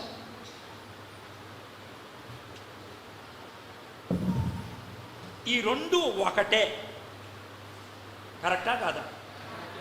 చెప్పండి. ఈ 2 ఒకటే, కరెక్టా కాదా? ఈ ఒకటికి తేడా ఏంటి? ఇదేమో ఒకటంటే సంఖ్య, అర్థమైంది కదండి. ఈ 2 ఒకటే అంటే సంఖ్య కాదు. ఈ 2 ఒకే టైప్, ఒకే రకం, అర్థమైంది కదండి. ఒకే రకం. ఇప్పుడు మన దేవుడు ఒకటే అంటే, ఇప్పుడు ఇలాంటి కుర్చీ ఇంకోటి పెట్టానుకో, ఈ 3 ఒకటేనా అంటే ఏమంటారు మీరు? ఒకటే. మీకు అర్థమైంది కదంటే, తండ్రి, కుమార, పరిశుద్ధాత్మ ముగ్గురు ఒకటేనా అంటే ఒకటే. అరే 3 ఒకటే ఎలా అవుతారంట? ఒకటే. ఇప్పుడు మీకు అర్థమైంది కదండి, శుభ్రంగా అర్థమైంది కదా. బైబిల్లో తండ్రి, కుమార, పరిశుద్ధాత్మ ఒకటే అంటే అది అర్థం. ఇప్పుడు ఈ కుర్చీ వేరే ఎలాగంటే 2 వేరు కుర్చీలు, కానీ 2 ఒకటేనా అంటే ఒకటే. ఒకే రకంగా తయారైన, ఒకే సైజు ఉంది, ఒకే రంగు ఉంది, ఒకే టైప్ ఉంది. మీకు అర్థం కదా. కాబట్టి తండ్రి ఏంటో కుమారుడేంటో పరిశుద్ధాత్ముడే. తండ్రి దేవుడు, కుమారుడు దేవుడు, పరిశుద్ధాత్ముడు దేవుడు. దీనికి సార్ ఇది నెంబర్ 1 సార్, ఇది నెంబర్ 2 సార్ అని ఏమన్నా అంటారా? అంటాం. అంతే కదా. అదేవిధంగా తండ్రి, కుమార, పరిశుద్ధాత్మలో 1, 2, 3 లేవు, అర్థమైంది కదండి. స్థాయిలు లేవు, హోదాలు లేవు, అర్థమైంది కదా. ఇప్పుడు మీకు అర్థమైంది కదా త్రిత్వం అంటే ఏంటో. ఇంతవరకే మనం చెప్పగలం, ఇంతకంటే ఎక్కువ చెప్పలేం. ఎందుకు చెప్పలేము సార్? దేవుడి గురించి మొత్తం చెప్పేస్తే నేనే దేవుడిని అయిపోతాను. నేను చెప్పలేను, ఇంతకంటే ఎక్కువ చెప్పలేను. ఇంతవరకే చెప్పగలం. సో మనకు తండ్రి ఉన్నాడు, కుమారుడు ఉన్నాడు, పరిశుద్ధాత్ముడు. అయితే ఈ వచనాల్లో పేతురు భక్తుడు తండ్రి ఏం చేశాడు, కుమారుడు ఏం చేశాడు, పరిశుద్ధాత్ముడు ఏం చేశాడు అనేది చెప్పాడండి. అర్థమైందా? తండ్రి ఏం చేశాడు, కుమారుడు ఏం చేశాడు, పరిశుద్ధాత్ముడు ఏం చేశాడు. దాంతో మనకు గొప్ప ధైర్యం వచ్చేయాలంట. మీకు 3 మాటలు చెప్పేస్తాను, చాలా సులభంగా ఉంటుంది. తండ్రి చూశాడు. చెప్పండి ఒకసారి నాకు. తండ్రి చూశాడు. కుమారుడు చేశాడు. కుమారుడు ఏం చేశాడు, కుమారుడు చేశాడు. పరిశుద్ధాత్ముడు చేర్చాడు. పరిశుద్ధాత్ముడు తండ్రి ఏం చేశాడు, కుమారుడు ఏం చేశాడు, పరిశుద్ధాత్ముడు ఏం చేశాడు. అది విషయం. ఇప్పుడు ఈరోజు ఎంతమంది అయితే వాక్యం వింటున్నారో జాగ్రత్తమేనండి. ఎంతమంది అయితే వాక్యం వింటున్నారో, ఇక్కడ కూర్చొని వింటున్నా, ఇంటి దగ్గర కూర్చొని వింటున్నా, వీళ్ళందరినీ కూడా తండ్రి చూశాడు. ఏం చేశాడు? కుమారుడు ఏం చేశాడంటే వీళ్ళందరి కోసం రక్షణ చేశాడు. ఏం చేశాడు? వీళ్ళందరికీ ఆ రక్షణ పరిశుద్ధాత్ముడు చేర్చాడు. మీకు చిన్న ఉదాహరణ చెప్తాను, అర్థమవుతుంది. అయ్యగారు గొప్పోళ్ళు, ఆయన నర్సీపట్నంలో ఒక హోటల్ కట్టాడు. అర్థమైందా? ఆయన హోటల్ కట్టాడు. రమేష్ గారు మంచి వంటోడు, ఆయన ఇడ్లీ వండాడు. హోటల్ ఎవరిదే? ఈయనది. ఇడ్లీ ఎవరు చేశారు? ఆయన చేశాడు. నన్ను పనోడుగా పెట్టుకున్నారు, నువ్వు సర్వర్గా ఉండవని. అయితే ఇడ్లీ పట్టరా అని నేనంటే ఈయన వస్తాడా? ఆయన వస్తాడా? మరి ఎవరు వస్తారు? నేను వస్తాను. అర్థమైంది కదా? నేను ఇడ్లీ తీసుకొచ్చి మీకు ఇస్తాను. తండ్రి హోటల్ పెట్టాడు, కుమారుడు రక్షణ చేసి పెట్టేశాడు, పరిశుద్ధాత్ముడు దాని ప్లేట్లో తీసుకొచ్చి నీకు ఇచ్చాడు. మీకు అర్థమైంది కదండి? ఇప్పుడు వీళ్ళ ముగ్గురులో ఎవరు ముఖ్యం మీకు? ముగ్గురే, అవునా కదా? ఈ ముగ్గురులో ఏ ఒక్కరిలాపైనా నీకు ఇడ్లీ రాదు. నీకు సులభంగా అర్థమైంది కదా? కాబట్టి ముగ్గురు. అదే తండ్రి ముందుగా చూసి ఎవరికేం చేయాలి, కుమారుని పంపిస్తే కుమారుడు చేసి పెట్టేశాడు ఎవరికేం కావాలో. పరిశుద్ధాత్ముడు రెడీగా ఉన్నాడు ఏంటి, నీకు ఇచ్చేయడానికి. ఇప్పుడు మీకు స్పష్టంగా అర్థమైంది కదా? కాబట్టి త్రిత్వ దేవుడు మన రక్షణకు కారకుడు. అందుకు కృపా సమాధానం మీకు కలుగును కాక అని ఈ 2 వచనాల్లో 3 పేర్లు ఉపయోగించేశాడు. మళ్ళీ చెప్తాను చూడండి, ఆ 3 పేర్లు ఎలా ఉంటాయి. యేసుక్రీస్తు అపోస్తలుడైన పేతురు, అంటే పేతురుని ఎవరు పంపించారు? యేసే పంపించాడు. తండ్రి అయిన దేవుని భవిష్యత్ జ్ఞానాన్ని బట్టి ముందుగా ఆయన చూశాడు. ఆత్మ వలన పరిశుద్ధత పొందిన వారే విధేయులగుటకు యేసుక్రీస్తు రక్తం వలన ప్రోక్షింపబడుటకును ఏర్పరచబడిన వారికి. ఎవరైతే ముందుగా తండ్రి చూశాడో, ఎవరి కోసమైతే యేసుప్రభు రక్తాన్ని కార్చాడో, ఎవరినైతే పరిశుద్ధాత్ముడు చేరాడో వాళ్ళకి ఉత్తరం రాస్తున్నాను అన్నాడు. ఎంత బాగుంది కదా? ఇప్పుడు క్లారిటీ అయితే వచ్చింది కదా? అయితే నేను ఎక్కడితో వదిలేట్లా, దీన్ని ఇంకా వివరిస్తా. తండ్రి ముందుగా చూడటం అంటే ఏంటో చెప్తా, కుమారుడు రక్తాన్ని చిందించడం అంటే ఏంటో చెప్తా, పరిశుద్ధాత్ముడు మనల్ని చేర్చుకోవటం అంటే ఏంటో చెప్తా. ఈ 2 వచనాల మీద సుమారు 1/4 గంట మాడతాను మీకు, నెమ్మదిగా మనకు పూర్తిగా అర్థమైపోవాలి. నా తపన ఏంటనంటే త్రిత్వదేవుడి గురించి కానీ రక్షణ విషయం గురించి కానీ ఈరోజు ఎంతమంది అయితే వాక్యం వింటున్నారో వాళ్ళకి ఇంకే అనుమానాలు ఉండకూడదు. అయితే ఒకటి, నువ్వు అంగీకరించలేదనుకో అది నీ ఇష్టం. నువ్వు ఎంత విన్నా తర్వాత కూడా అంగీకరించకపోతే ఖచ్చితంగా నేను ఎక్కడ పంపిస్తే బాగుంటుంది మీరే చెప్పండి. ఇంత విన్న తర్వాత కూడా యేసుప్రభుని అంగీకరించకపోతే మీరే చెప్పండి ఎక్కడికి వెళ్తే బాగుంటుంది. మీరే చెప్పండి, మీ నోటితో చెప్పాలి. మీరు నోటితో చెప్పాలి ఎక్కడికి వెళ్తే బాగుంటుంది. నరకానికి వెళ్తాం అంటే మిమ్మల్ని నరకానికి దేవుడు పంపించాడా మీరే వెళ్ళారా? మీరే వెళ్ళారు, అంతే కదా. ఇప్పుడు చెప్పకపోతే దేవుడు తప్పు, చెప్పిన తర్వాత కూడా నువ్వు చేయకపోతే కనుక ఎవడ తప్పు? నీదే. నువ్వు అనవసరంగా జీవితంలో ఇంకెప్పుడు వేసేం తట్టొద్దు. అర్థమైంది? ఈ రోజు నుంచే ఇంకెప్పుడు వేసేం తట్టొద్దు. ఎందుకంటే ఆయన చేయాల్సిందంతా చేసాడు, ఇవి నువ్వే వింటలేదు, తప్పు నీది. అర్థమైందా? అది విషయం గుర్తుంది. అయితే ఇప్పుడు తండ్రి విషయంలో మనం చూద్దాం. మొదటి తండ్రి గురించి. తండ్రి అయిన దేవుని భవిష్యత్ జ్ఞానమును బట్టి భవిష్యత్ జ్ఞానము అనగానే చాలామందికి పిచ్చ పిచ్చ ప్రశ్నలు వస్తాయి. అంటే దేవుడు కొంతమందిని ఏర్పరచుకుంటాడా, కొంతమందిని ఏర్పరచుకోడా, ఇలాంటి పిచ్చి పిచ్చి ప్రశ్నలు ఉంటాయి. ఏర్పరచుకోవటం అంటే ఏంటో చెప్తాను. ఏర్పరచుకోవటం అంటే ముందుగా చూడటం అంటే ఏంటో మీకు చెప్తాను. ముందుగా ఎరగటం అంటే ఏంటో మీకు చెప్తాను. బైబిల్లో ఎరగటం, ఏర్పరచబడటం, చూడటం అన్నదానికి ఎలాంటి భావం ఉంటుందో మీకు చెప్తాం. ఎలాంటి భావం ఉంటుందంటే, ఈ భూమి ఇంకా తయారు చేయాల, భూమిని దేవుడు తయారు చేయాల, అర్థమైందా? ఆకాశం లేదు, పరలోకం మాత్రం ఉంది. పరలోకంలో తండ్రి ఓ పక్కన, కుమారుడు ఓ పక్కన, పరిశుద్ధాత్ముడు ఆ పక్కన, ముగ్గురు కూర్చున్నారు. కూర్చొని ఉంటే మాట్లాడుకుంటున్నారు. ఆ మాటల్లో తండ్రి దేవుడు పేర్లు వల్లించాడు. అందుట్లో నా పేరు కూడా ఉంది. ఎడ్వర్డ్ విలియం రా, ఏలూరులో పుట్టాడే ఎడ్వర్డ్ విలియం, ఎడ్వర్డ్. అలాగా రమేష్ గారా, నర్సీపట్నంలో చర్చిలో పాస్టర్ గారు అంటారే రమేష్ గారు. కృపారా, మన నర్సీపట్నంలో ఉంటుందే పాస్టర్ గారు. ఇలాగా దేవుడు, తండ్రి దేవుడు పేర్లు వల్లించాడు. అయితే ఈరోజు ఎంతమంది అయితే ఈ మాటలు వింటున్నారో వాళ్ళందరి పేర్లు దేవుని నోట పలకబడ్డాయి. ఎప్పుడు జగత్పునాది వేయబడక మునిపే. అంటే అర్థమవుతలేదు నాకు తెలియదు, కానీ ఈ భూమికి పునాది లేనప్పుడే, ఈ భూమి లేనప్పుడు ఆదాముని తయారు చెయ్యక ముందు దేవుడు నీ పేరు ఆలోచించాడు. అది ఎరగటం అంటే, అది చూడటం అంటే. అప్పుడు చూసి ఏమన్నాడంటే, వీళ్ళందరూ పరలోకంలోకి రావాలంటే బాబు నాయన యేసయ్య నువ్వు భూలోకంలోకి వెళ్ళి శిలువ మీద చచ్చిపోవాలయా అని అన్నాడు. అర్థమైంది కదా? అంటే నువ్వు పుట్టక ముందే నీకు రక్షణ కోసం ఎవరు చచ్చిపోయారు? అర్థమైంది కదండి మీకు?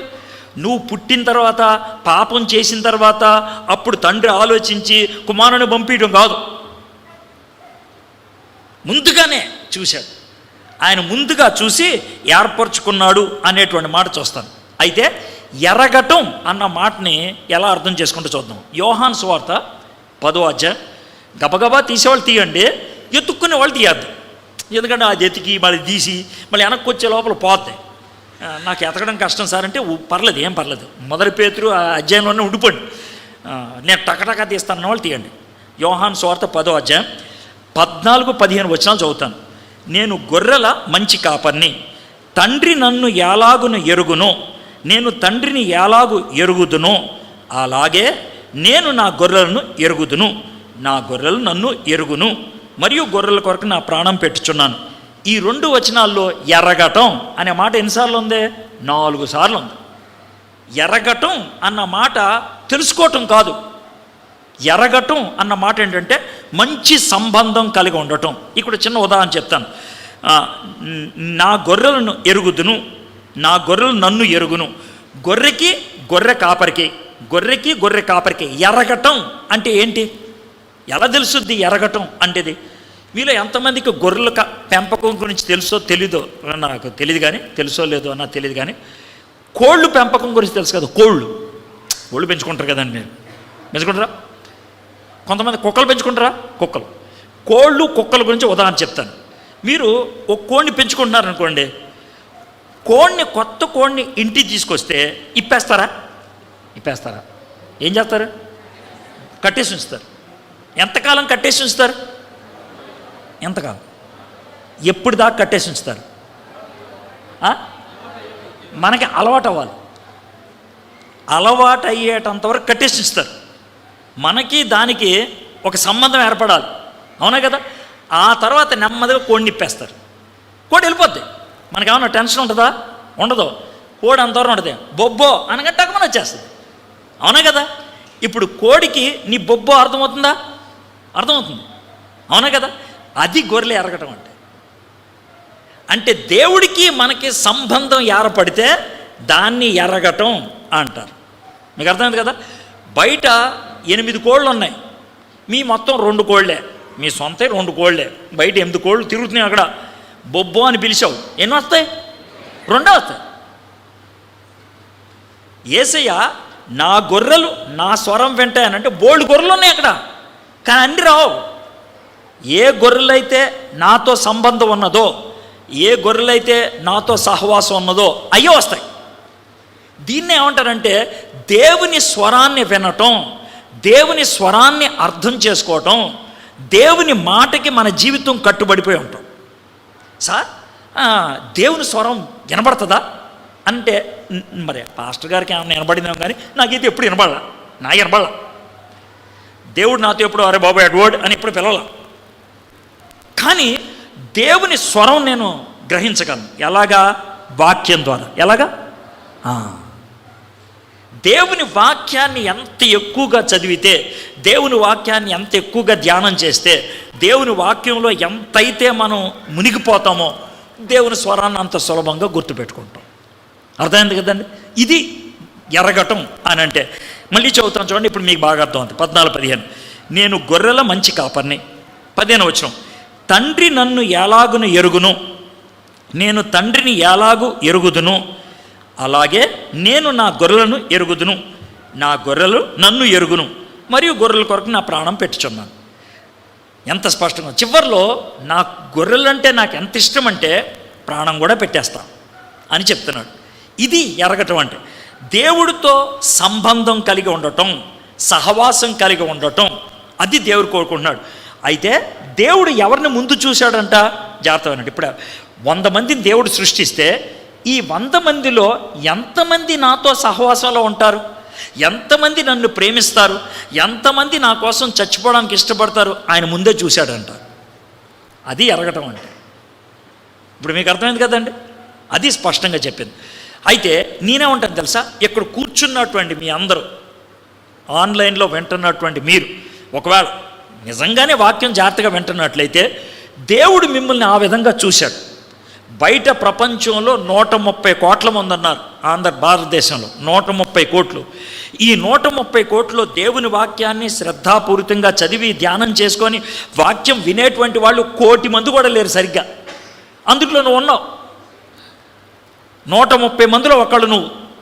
అలాగే దేవుడు నిన్ను ప్రత్యేకించాడు, అలాగే దేవుడు నిన్ను ఏర్పరిచాడు, వేరుగా చేశాడు. కాబట్టి ఆయన ముందుగా చూశాడు. ఎంత గొప్పగా ఉందో చూడండి.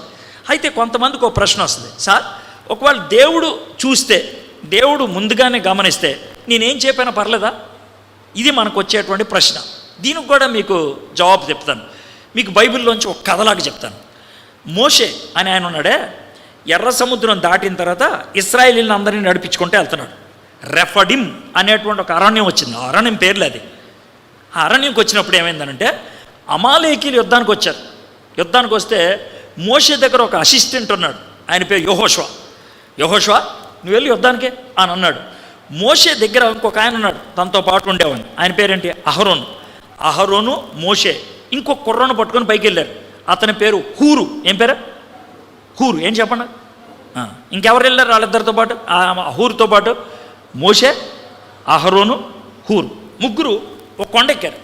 కొండెక్కి మోషే ఏమంటాడంటే, సరే మీరు కూర్చోండి, నేను ప్రార్థన చేస్తాను. మనోడు యెహోషువ యుద్ధం చేస్తున్నాడు కానీ చేతులు ఎత్తి ప్రార్థన చేస్తూ ఉంటాడు. ప్రభా యెహోషువకు తోడుగా ఉండు, యెహోషువకు సాయం చేయి, యుద్ధంలో గెలిపి ఇవ్వు ప్రభా అని ప్రార్థన చేస్తున్నాడు.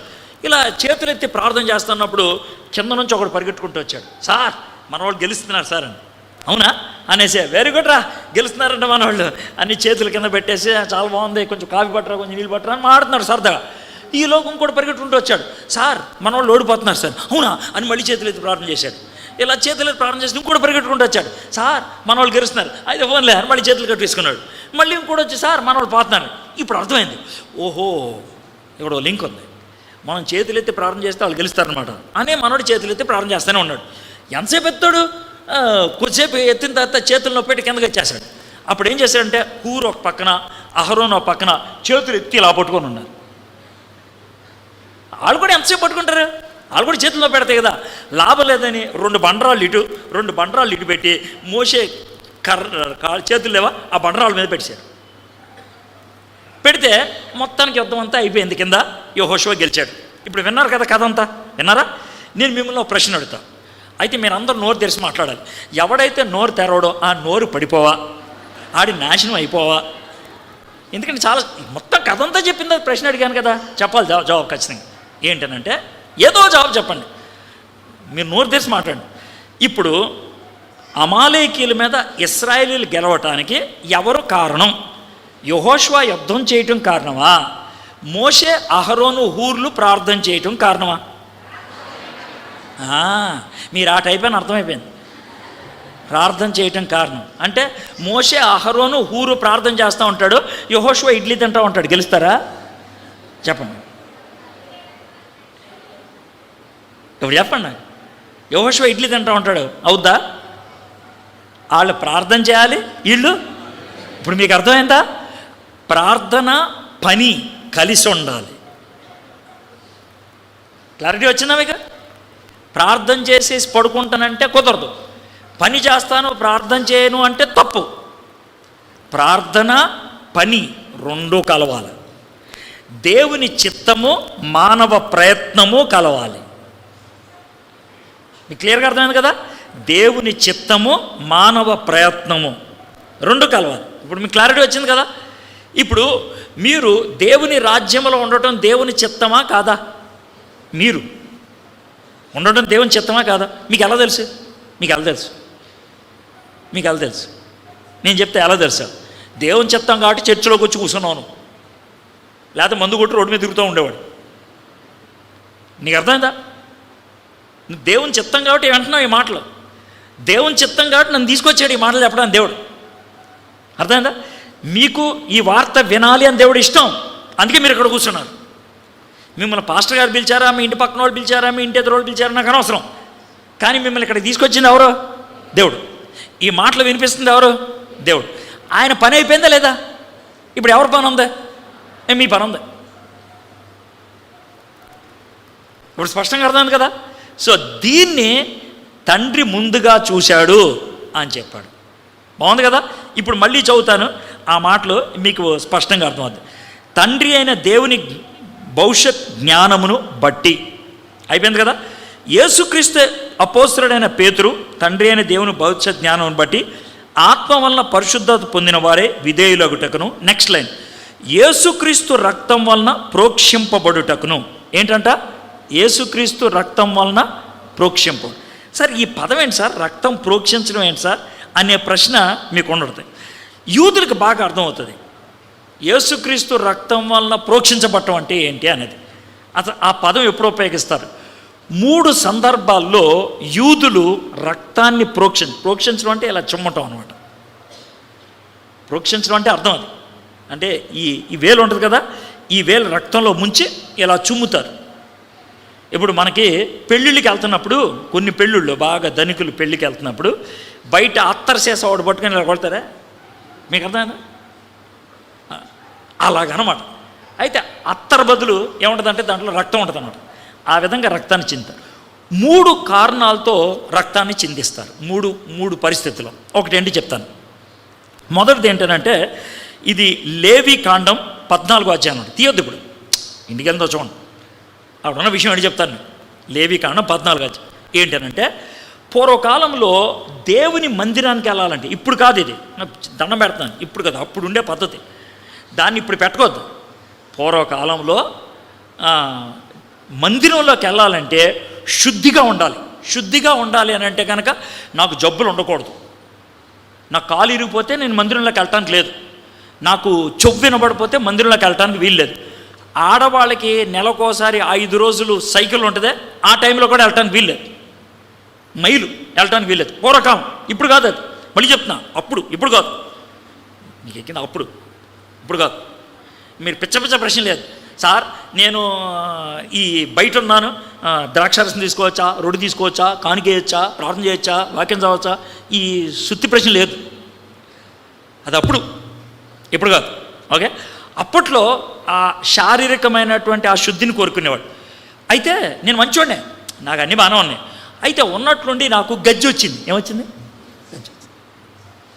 గజ్జి వస్తే నేను ముందు పాస్టర్ గారి దగ్గరికి వెళ్ళి చెప్పాలి. అప్పట్లో పాస్టర్ ఉండేవాడు కాదు, యాజకుడు ఉండేవాడు. యాజకుడి దగ్గరికి వెళ్ళి, అయ్యగారు నాకు గజ్జి వచ్చిందాను. అవునా, అయితే నువ్వు మందిరం రావద్దురా, బయటికి వెళ్ళి అంటాడు. నేను వెళ్ళిపోతాను. మనకు కోవిడ్ వచ్చినప్పుడు క్వారంటైన్ చేస్తారే, అలాగే నేను ఎవరితో కలవకుండా ఉంటాను. మొత్తానికి మందులు గిందులు రాసుకుంటాను, ఆకులు ఆలములు. గజ్జిపోద్ది. గజ్జిపోయిందని ఎవరికి చెప్పాలి? ఫస్ట్ యాజకుడి దగ్గరికి వెళ్ళి చెప్పాలి. పాస్టర్ గారి దగ్గరికి వెళ్ళి, పాస్టర్ గారు గజ్జిపోయిందని. చూపించరావు సార్, ఎక్కడ వచ్చింది గజ్జి? సార్ ఎక్కడ వచ్చింది సార్, పోయింది, అదేం చూపించాలి మొత్తం. చూపించిన తర్వాత ఆయన ఏమంటాడంటే, సరే రేపు రా, పొద్దున్న 9 గంటలు వచ్చేప్పుడు 2 పావురాలు తీసురా అంటాడు ఆయన. అంటే నేను 2 పావురాలు, తెల్ల పావురాలు 2 తీసుకొని పొద్దున్నే వెళ్తాను అనమాట. ఇదంతా 14 అధ్యాయాలు ఉంది, మీకు స్టోరీలో చెప్తాను అంతే, అర్థమైందా? ఈ 2 పావురాలు తీసుకొని వస్తాడు. ఈయన ఏం చేస్తాడంటే పాస్టర్ గారు పెద్దలందరినీ పిలుస్తాడు. పిలిచి ఏమంటాడంటే ఒక కుర్రను పిలిచి బేసిన్లో కొంచెం నీళ్ళు పట్టరా అంటాడు. వాడు బేసిన్ తీసుకొస్తాడు, పెద్ద కొంటుంది వెలపదు, అది పట్టుకొస్తాడు. ఓ బకెట్తో నీళ్ళు తీసుకొస్తాడు. తీసుకొచ్చి ఆడు రెడీగా ఉంటాడు అనమాట. వస్తే అప్పుడు ఈయన చెప్తాడనమాట, అయ్యా ఇటు గజ్జి ఉందే పోయింది అని చెప్పి ఏం చేస్తాడంటే, అరే ఓ పావురం రా అంటాడు. ఒకటే పావురం ఇస్తాడు. ఆ పావురం ఇక్కడ కోసేస్తాడు. కోసేస్తే ఏమొస్తుంది? రక్తం వస్తుంది. ఆ రక్తాన్ని ఏం చేస్తా అంటే పావురాన్ని ఇలా పిండి బేసిన్లో వేస్తాడు. అంటే రక్తం బేసిన్లో పడుతుంది. కుర్రోడు బకెట్లో ఒక నీళ్లు పట్టుకున్నాడు కదా, ఆడేం చేస్తాడంటే పాస్టర్ గారి కింద నుంచి రక్తం పిండుతూ ఉంటే దానిపై నుంచి నీళ్లు పోస్తూ ఉంటాడు. నీళ్లు రక్తం కలిసి అర్థమైందా బేసిన్ అంతా ఎర్రగా అయిపోద్ది, ఎర్ర నీళ్ళు వచ్చేస్తాయి. అప్పుడు ఏం చేస్తాడంటే బాగా పిండేసి పావురాన్ని అవతలకి ఇసిరేస్తాడు. పావురం చచ్చిపోయిందిగా ఇసిరేస్తాడు. ఇప్పుడు ఇంకో 2వ పావురం ఉంది కదా, అదేమంటాడు, ఆ పావురాన్ని తీసుకొని ఇప్పుడు బేసిన్లో ఎర్ర నీళ్ళు ఉన్నాయి కదా, ఆ ఎర్ర నీళ్ళలో పావురాన్ని ముంచుతాడు. ముంచి అప్పుడు ఏమవుద్ది, తెల్ల పావురం వల్ల ఎలా అయిపోద్ది, ఎర్రగా అయిపోద్ది, అవుతుంది కదా, నీళ్లు ఎర్రగా అవుద్ది. ఆ పావురాన్ని ఇలా పట్టుకొని ఎదురుగా నేను గజ్జి ఉన్నాను కదా, అంటే పోయినాను, ఇప్పుడు గజ్జి పోయింది ఉన్నాను కదా, నా మీద పావురాన్ని ఇలా ఇసురుతాడు. పావురాన్ని ఇసిరితే ఆ పావురం ఏం చేస్తుంది, ఎగురుకుంటా వెళ్ళిపోద్ది. ఎగురుకుంటా వెళ్ళినప్పుడు ఈ రెక్కల మీద రక్తంతో కలిసి నీళ్లు ఉంటాయి కదా, అవి ఏమవుతాయి, నా మీద చుమ్ముతి పడతాయి కదా, నా మీద అక్కడక్కడ రక్తపు మరకల్లాగా పడతాయి. అప్పుడు పాస్టర్ గారు చెయ్యి ఎత్తి వీడు శుద్ధుడు అంటాడనమాట. ఇంకా ఆ రోజు నుంచి అతను మందిరంలోకి వచ్చేయచ్చు. ఇది మొదటిది, రక్తము ప్రోక్షించటం వలన అనేది. అయితే ఆ రోజు పావురపు రక్తం ప్రోక్షిస్తే మందిరంలోకి వెళ్ళటానికి అవకాశం ఉంది. మరి మనం దేవుని సన్నిధిలోకి వెళ్ళాలంటే ఎవరి రక్తం ప్రోక్షించబడాలి చెప్పండి? యేసే రక్తం, అవునా కదా? మరి యేసే రక్తం ప్రోక్షించబడిందా లేదా ఎలా తెలుసుద్ది? సిలువు దగ్గరికి వెళ్తే, సిలువు దగ్గరికి వెళ్ళి నీ పాపాలు ఒప్పుకుంటే, అర్థమైందా, యేసుక్రీస్తు ప్రభువారు తాను చిందించిన రక్తం నీ మీద ప్రోక్షిస్తే మనం ఏమవుతాం, శుద్ధులం. దీన్నే రక్షింపబడడం అంటారు. దీన్నే దేవుడు శుద్ధులుగా చేయటం అని అంటాడు. ఇప్పుడు మీకు అర్థమైంది కదా, పక్కా అర్థమైంది కదా? మీరు ఒక్కసారి ఆలోచించుకోండి, నేను సిలువ దగ్గరికి వెళ్ళానా, నా పాపాలన్నీ ఒప్పుకున్నానా? పాపాలని ఒప్పుకుంటే యేసయ్య తన రక్తం ఇచ్చి నన్ను శుద్ధుడు అని చెప్పాడా? మనం అనవసరంగా కొన్ని మాటలు చెప్తూ ఉంటాం, నీ రక్తంలో నన్ను పూర్తి కడిగే ప్రభు. ఆయన కడగడం ఎందుకు కొడుతుంటే, ఓ పని పాటలేదు అంటే ఆయనకి, గిన్నెలు దొంకునేవాడు ఆయన. అవి మనం అవసరం డైలాగులే. మామూలుగా చెప్పాలంటే మనం నీ రక్తం ప్రోక్షించిన మీదంటే చుమ్ము అయిపోయింది, క్లియర్, శుభ్రం, అర్థమైంది కదండి? అలాగనమాట. సో అలాగే మనం ప్రార్థన చేస్తే కనుక ఆయన రక్తాన్ని బట్టి, రక్తాన్ని ప్రోక్షించడాన్ని బట్టి మనం శుద్ధులుగా అవుతాం. మరి క్రీస్తు రక్తం నీ మీద ప్రోక్షింపబడిందా? లేకపోతే కనుక కానే కాదు. మార్టిన్ లూథర్ అని ఓ మహానుభావుడు ఉండేవాళ్ళే, మహానుభావుడు. ఆయన బైబిల్ తర్జుమా చేస్తున్నాడంట. బైబిల్ తర్జుమా చేస్తున్నాడు. తర్జుమా చేస్తా ఉంటే ఆయన ఎక్కడైతే తర్జుమా చేస్తున్నాడో ఇప్పటికీ ఆ కోట, ఆ బిల్డింగు, ఆ రూము జర్మనీ వెళ్తే చూపిస్తారు. ఇదే కుర్చీ మీద కూర్చునేవాడు, ఈ బల్ల మీద కూర్చునేవాడు, ఇక్కడ తర్జుమా చేస్తున్నవాడు. అలా తర్జుమా చేస్తూ ఉంటే సాతానుడు వచ్చాడంట. ఎవరు వచ్చారు? వాడే వచ్చాడు. డైరెక్ట్గా వచ్చి, ఏ బాబు మార్టిన్ లూథర్ అని అంటే మనోడు చూసి, ఏంటి వచ్చావు అన్నాడు. అని అంటే, ఏం లేదు, కాగితం తీసుకొని నీకు కొన్ని విషయాలు చెప్తాను రా అన్నాడు. అంటే మనోడు ఒక కాగితం తీసుకొని, అప్పట్లో పెన్ అంటే ఎలా ఉంటుందంటే కోడి ఎకలాగా ఉంటుంది కదా, ఇంకు సీసా ఉంటుంది, దాంట్లో ఇలా ముంచి రాయాలి. మనోడు ఇలా ఇంకు ముంచి సాతానుడు చెప్తా ఉంటే మొత్తం రాస్తున్నాడంట. పేజీ అంతా నిండిపోయిందంట. నిండిపోయిందా పేజీ అంటే నిండిపోయిందంట. అప్పుడు అన్నాడంట, ఏం రాసావు తెలుసా నీకు అన్నాడు. అవును, నేను చేసిన పాపాలన్నీ రాసావు, చెప్పావు, నేను రాసా, నీ మొత్తం తెలుసుగా నేను చేసిన పాపాలు. అదే ఇప్పుడు నా ప్రశ్న ఏంటంటే, పేజీ నిండిపోయే పాపాలు చేసావు, పేజీలు నిండిపోయే పాపాలు చేసావు, పరలోకానికి వెళ్ళిపోతున్నాను ఓహో అని చెప్పావు, పిచ్చా నీకేమన్నా అన్నాడంట సాతాను. అంటే మార్టిన్ లూథర్ కోపం వచ్చిందంట. కోపం వచ్చి ఈ బల్ల ఉంటుంది కదా, బల్ల కింద సొరుగు ఉంటుంది కదా, లాగుతారు. అప్పుడు సొరుగు లాగాడంట. ఆ సొరుగు లాగితే ఇంకో ఇంకు బాటిల్ కనబడిందంట. అదేమి ఇంకు బాటిల్? ఎర్ర ఇంకు బాటిల్. ఇప్పుడు మనోడు రాసిందేమో నల్ల ఇంకది, ఇదేమో ఎర్ర ఇంకు బాటిల్. ఆ బాటిల్ మూత తీసి, అర్థమైందా, ఆ బాటిల్ని కోపంతో బల్లకేసి తక్కువని కొట్టేశాడు. కొడితే బాటిల్ పగిలిపోయింది. ఈ సిరా ఉంటుంది కదా, ఇంకు, ఆ ఇంక్ అంతా మొత్తం పేజ్ అంతా చిందరబందరగా పడింది. ఎప్పటికీ కూడా ఆ కోటకి వెళ్తే గోడ మీద ఇంకు ఉంటుంది, ఎర్ర ఇంకు, దాని చుట్టూ ఒక గ్లాస్ పెట్టేశారు అంతే, దాన్ని ఎవడు ముట్టుకొని పాడు చేయకుండా. ఆ రోజు మార్టిన్ లూథర్ చేసినటువంటి పని. అది పెట్టు కొడితే మొత్తం ఎర్రగా అయిపోయింది కాగితం. అప్పుడు ఆ ఎర్ర కాగితం తీసి ఇదిగా అని ఇచ్చాడంట సాతానుడికి. చూసి ఏంటి ఇది ఇచ్చావు అని అంటే, నీకు ఇవ్వడం ఇదే ఇవ్వగలను, నేను పాపాలు చేసిన మాత్రం వాస్తవం, నేను కాదంట్లా. అయితే నేను పరలోకానికి వెళ్ళేది దేనికోసం అని అంటే, నా పాపాలన్నీ యేసుక్రీస్తు రక్తంలో కప్పివేయబడ్డాయి. నీకు కనబడుతున్నాయి నా పాపాలు ఇప్పుడు? లేదు. కాబట్టి నేను పరలోకంకి వెళ్తాను. ఇప్పుడు నీకు అర్థమైంది కదండి. తండ్రి మన పాపాలు చూసి దానికి విరుగుడుగా ఎవరిని పంపించాడు మన కోసం? యేసయ్యను పంపించాడు. మీకు అర్థం, తండ్రి చూశాడు, కుమారుడు చేశాడు అంటే అర్థం ఇదే. ఇప్పుడు మీకు అర్థమైందిగా. ఇది మొదటి కారణం, ఒక వ్యక్తిని రక్తం ప్రోక్షించడం. రెండోది నిర్గమాకాండం 29వ అధ్యాయంలో ఉంటుంది. నిర్గమాకాండం 29వ అధ్యాయం. ఇందులో ఏముంటుందనంటే, ఇప్పుడు పాస్టర్ గారు ఉన్నారు, పాస్టర్ గారు ముందు నుంచి పాస్టర్ గారు, ఈయన ఒకవేళ సంఘ సభ్యుల్లో ఎవరినైనా తర్వాత వేరే సంఘాలకు పంపించడానికి అభిషేకించాలనుకో, దాన్ని ఏమంటాం? అభిషేకపు ఆరాధన అంటాం. ఏం చేస్తారు? వాళ్ళని నుంచోపెట్టి వీలైతే ఒక చిన్న షాలువా కప్పి, లేకపోతే పెద్దలందరినీ పిలిపించి మోకరించమని వాళ్ళ మీద చేతులేసి ప్రార్థన చేసి వీళ్ళు ఇక నుంచి పాస్టరు అని చెప్తారు. అదేవిధంగా పూర్వకాలంలో ఎవరినైనా యాజకులుగా నియమిస్తే ఏం చేసామంటే, ఒక గొర్రె పిల్లను కోసి దాన్ని రక్తాన్ని మీద చుమ్మి ఇతడు యాజకుడు అని చెప్తారు. ఇది రెండో కారణం. మొదటిది శుద్ధికి కారణం, రెండోది యాజకత్వానికి కారణం. యాజకుడు దేనికోసం? సేవకే. ఇక మూడోది ఏంటంటే, 10 ఆజ్ఞలు తీసుకొచ్చాడు కదా దేవుడు, ఇచ్చాడు కదా మోషేకి. 10 ఆజ్ఞలు తీసుకొస్తే ఆ 10 ఆజ్ఞలు చదివితే అందరూ కూడా చేతులెత్తి ఈ ఆజ్ఞలు మేము పాటిస్తాం, ఈ ఆజ్ఞలు మేము పాటిస్తాం, ఈ ఆజ్ఞలు మేము పాటిస్తాం అన్నారు. అంటే మోషే ఊరుకోలా. ఇది ఎక్కడ ఉంటుంది అంటే నిర్గమాకాండం 24వ అధ్యాయం. నేను చెప్పాను ఇంటికి చూడండి. ఇదేం చేశాడంటే, మోషే ఒక గొర్రెను కోసి ఆ గొర్రె రక్తం అంతా కూడా ఒక బేసిన్లో పెట్టి ఆ రక్తాన్ని పట్టుకొని ఇలా ఇసిరాడు. ఒక్కొక్కడి మీద ఒక్కో చుక్క అలా పడిందని. ఇది దేనికి సూచన అంటే సమర్పణకు సూచన. శుద్ధికి సూచన మొదటిది, సేవకు సూచన రెండోది, సమర్పణకు సూచన మూడోది. 3 కారణాలతో రక్తాన్ని చిందిస్తారు: శుద్ధికి అవ్వడానికి, సేవకుడు అవ్వడానికి, సమర్పణ కోసం. అయితే ఒక ప్రశ్న, ఇప్పుడు ఇక్కడ కూర్చున్న వాళ్ళందరినీ మీరు ఏమని పిలుస్తారు? ఇక్కడ కూర్చున్న అబద్ధం ఆడద్దు, సేవకులు. మరి మీరేంటో విశ్వాసులు. అంటే మీరు సేవ చేయరా? ఇదే వచ్చిన తలనొప్పి. వీళ్ళు సేవకులు, వాళ్ళకి ఇచ్చినటువంటి రెండో పిలుపుని బట్టి, మనందరం కూడా సేవకులమే మొదటి పిలుపుని బట్టి. సేవ చేయకుండా నువ్వు ఖాళీగా కూర్చోరని ఎవడన్నా నువ్వు చెప్తాడు దేవుడు? ఎవరికి చెప్ప. వాళ్ళేమో అదే బాధ్యతగా చేస్తారు. మీరేమో మీరున్న వృత్తిలో, మీరున్న ప్రాంతాల్లో, మీరున్న స్థాయిల్లో దేవునికి సాక్షిగా ఉండటమే సేవ. అందరూ సేవ చేసేవాళ్ళే, మనందరం సేవ చేయాల్సిందే. ఇదే వచ్చిన తలనొప్పి. చాలామందికి ఇది తెలీదు. మనందరినీ యాజకులుగా ఉండడానికి పిలిచాడు. 1 పేతురు 2వ అధ్యాయం 9వ వచనం. యాజక సమూహము, అందరం యాజక సమూహం, మనందరం సేవకులమే. అయితే కొంతమందిని ప్రత్యేకిస్తారు. ఎందుకని?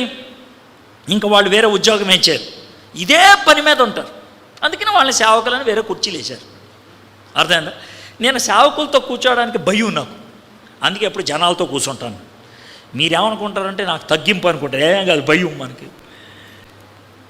మనకు అంత సింగనాదం లేదు, మనుషులతో కూర్చుంటే పోతుంది కదా అనేసి.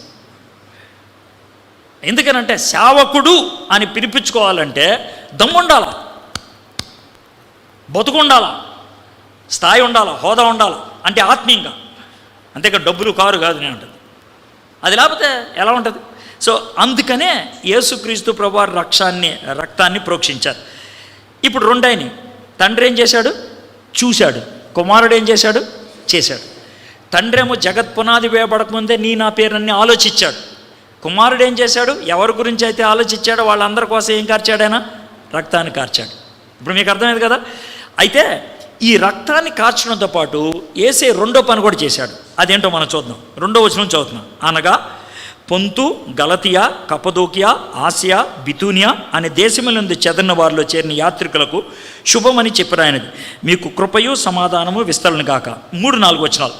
మన ప్రభువుకు యేసుక్రీస్తు తండ్రి అనే దేవుడు స్తుతింపబడును గాక. నెక్స్ట్, మృతుల్లో నుండి యేసుక్రీస్తు తిరిగి లేచటం వలన జీవముతో కూడిన నిరీక్షణ మనకు కలుగునట్లు, అనగా అక్షయమైనదియు నిర్మలమైనదియు వాడబారదినైన స్వాస్థ్యము మనకు కలుగునట్లు ఆయన తన విశేష కనికరము చొప్పున మనలను మరలా జన్మింపచేశాను. ఇది మీకు కొంచెం క్లియర్గా అర్థమయ్యేటట్లు చేస్తాను. యేసుక్రీస్తు ప్రభువారు శిలువ మీద చనిపోయి ఆయన ప్రోక్షించిన రక్తాన్ని బట్టి నువ్వు రక్షింపబడ్డావు అని చెప్పాడు. అయితే మనందరికీ ఒక డౌట్ వస్తుంది, ప్రభా ఇది నిజమేనా, ఇది పని వద్దా అని అడిగాడు. మనం అడిగితే ఇది నిజమయ్యా, ఇది పని వద్దయ్యా అని అన్నాడు ఆయన. ఎలాగా? రుజువేంటి? నువ్వు నన్ను ఖచ్చితంగా నిత్యరాజ్యంలో తీసుకెళ్తావంటానికి రుజువేంటి? నాకు రక్షణ ఉందా అంటానికి రుజువేంటి? నేను ఎలా ఉన్నా పర్లేదంటానికి రుజువేంటి అని అంటే ఆయన ఒకే ఒక రుజువు ఇచ్చాడంట. ఏంటి ఆ రుజువు అని అంటే, యేసుక్రీస్తు మృతుల్లో నుండి యేసుక్రీస్తు తిరిగి లేచడం వలన జీవముతో కూడిన నిరీక్షణ మనకు కలుగునట్లు. యేసుక్రీస్తు పునరుద్ధానము మనకేమిచ్చిందో తెలుసా? భరోసా ఇచ్చింది. ఏమిచ్చింది? భద్రత ఇచ్చింది. ఏమిచ్చింది? ముందు మనకేమిచ్చింది? భరోసా. రెండోది ఏంటి? భద్రత. భరోసా భద్రత ఉంటే భయం ఉంటుందా? ఉండదు. భయం కల్పించే చుట్టూ ఉంటాయి, కానీ మనకేముంటుంది? భరోసా ఉంటుంది, భద్రత ఉంటుంది. అది విషయం. కాబట్టి మనకి కష్టాలు ఉంటాయా? ఉంటాయి. మనకి భయాందోళన పరిస్థితి ఉంటుందా? ఉంటుంది. మనకు జబ్బులు వస్తాయా? వస్తాయి. మనకి చావు వస్తుందా? వస్తుంది. నేను రావట్లా, ఇవన్నీ మామూలే. బయట ప్రపంచానికి నీకేం తేడా లేదు. ఆ విషయం గుర్తుపెట్టుకో. నువ్వు క్రైస్తవుడు అయితే నీకు జబ్బు రాదు, నువ్వు క్రైస్తవుడు అయితే నువ్వు చావు అని ఎవడని అంటాడా? అనడు. ఎన్ని ఉంటాయి, కానీ ఒక్క భరోసా ఉంది, ఒక భద్రత ఉంది. నేను చచ్చినా ఆయన దగ్గరికి వెళ్తా, నాకు శ్రమలు వచ్చినా ఆయన నన్ను విడిపించాలనుకుంటే విడిపిస్తాడు. దీన్ని భరోసా భద్రత అంటారు. ఇది నీకు ఎలా వచ్చిందయ్యా? నీకు ఎక్కడి నుంచి వచ్చింది? నీకు ఎవడిచ్చాడు అని అంటే యేసుక్రీస్తు ప్రభువారు పునరుద్ధానం అవ్వటం నాకు భరోసా ఇచ్చింది. ఆయన ఖాళీ సమాధి నాకు భరోసా ఇచ్చింది. అర్థమైందా? ఇది వరకు ఆయన చనిపోయి తిరిగి లేచాడు, ఇప్పుడు నేను చచ్చిపోతే ఆయన, చెప్పండి నాకు కరెక్ట్గా సెంటెన్స్ పూర్తి చేయాలి. ఇది వరకు ఆయన చనిపోయి తిరిగి లేచాడు, ఇప్పుడు నేను చచ్చిపోతే ఆయన లేపుతాడు. ఇది వరకు ఆయన చచ్చిపోయి తిరిగి లేచాడు, ఇప్పుడు ఆయన నన్ను చచ్చిపోతే లేపుతాడు. అది భరోసా. ఆయన ఏమంటాడు తెలుసా? ఇది వరకు నేను చేశానయ్యా ఇదే, కాబట్టి నీకు చేస్తాను, నేను నన్ను నమ్ము అంటే. గతం జరిగిన దాని మీద ఉండేది విశ్వాసం, భవిష్యత్తు జరుగుద్ది అనేది నిరీక్షణ. గతం జరిగిన దాని మీద ఉండేది విశ్వాసం, భవిష్యత్తు జరుగుద్ది అనేది నిరీక్షణ. ఒకసారి డాక్టర్ గారి దగ్గరికి వెళ్ళావు, ఓ ట్యాబ్లెట్ ఇచ్చాడు, వెంటనే కడుపు నొప్పి తగ్గిపోయింది. 15 రోజుల తర్వాత మళ్ళీ కడుపు నొప్పి వచ్చింది. ఎవరి దగ్గరికి వెళ్తావు? ఆ డాక్టర్ దగ్గరికి. ఎందుకు వెళ్ళావు? ఇదివరకు ఇస్తే తగ్గించాడు కదా, విశ్వాసం. ఆ ట్యాబ్లెట్ వేసుకొని అమ్మయ్య అనుకుంటావు. ఎందుకు? ఈ ట్యాబ్లెట్ పనిచేస్తుంది, కడుపు నొప్పి తగ్గిపోద్ది అనే ఆశ. నీకు అర్థమైంది కదండి ఇప్పుడు. సో అదేవిధంగా యేసయ్య దగ్గరకే మనం వెళ్తే కనుక విశ్వాసం పుట్టుకొస్తుంది, నిరీక్షణ పుట్టుకొస్తుంది. అయితే ఈ నిరీక్షణకు ఉన్నటువంటి లక్షణం ఏంటి చెప్తాను. జీవం లేచడం వలన జీవంతో కూడిన నిరీక్షణ మనకు కలుగునట్లు, అనగా అక్షయమైనది. అక్షయం అంటే ఏంటి తెలుసా? పాడైపోనది. ఏదైనా క్షమైపోద్ది. ఏదైనా చెట్టు చచ్చిపోయి కొంతకాలానికి కుళ్ళిపోద్ది, జంతువు కొంతకాలం చచ్చిపోయి మట్టిలో కలిసిపోద్ది, నేను కొంతకాలం చచ్చిపోయి నేను మట్టిలో కలిసిపోద్ది. ప్రపంచంలో ఏదైనా ఆరంభం ఉంది కాబట్టి అంతం ఉంటుంది, కానీ దేవుడికి ఆరంభం ఉందా? లేదు. కాబట్టి ఆయనకు అంతం ఉంటుందా? ఉండదు. ఆయన ఇచ్చే నిరీక్షణ అంతము లేని నిరీక్షణ. అక్షయమైనది, నిర్మలమైనది. దానికి ఏమైనా కల్తీ ఉంటుందా? లేదు, నిర్మలమైనది. వాడబారనది, అది అరిగిపోదు, తరిగిపోదు, అంతమైపోదు. వాడబారినదై స్వాస్థ్యమునకు మనకు కలుగునట్లు ఆయన తన విశేష కనికరం చొప్పున మనలను తిరిగి జన్మింపచేసాను. ఇప్పుడు చూద్దాం, 3 పాఠాలు నేర్చుకున్నాం. ఈ 3 పాఠాలు కూడా పా అనే అక్షరంతో చెప్తాను, గుర్తుపెట్టుకోవచ్చు. మొట్టమొదటి, తండ్రి ఏం చేశాడు చెప్తాను. పుట్టకముందే నిన్ను చూశాడు.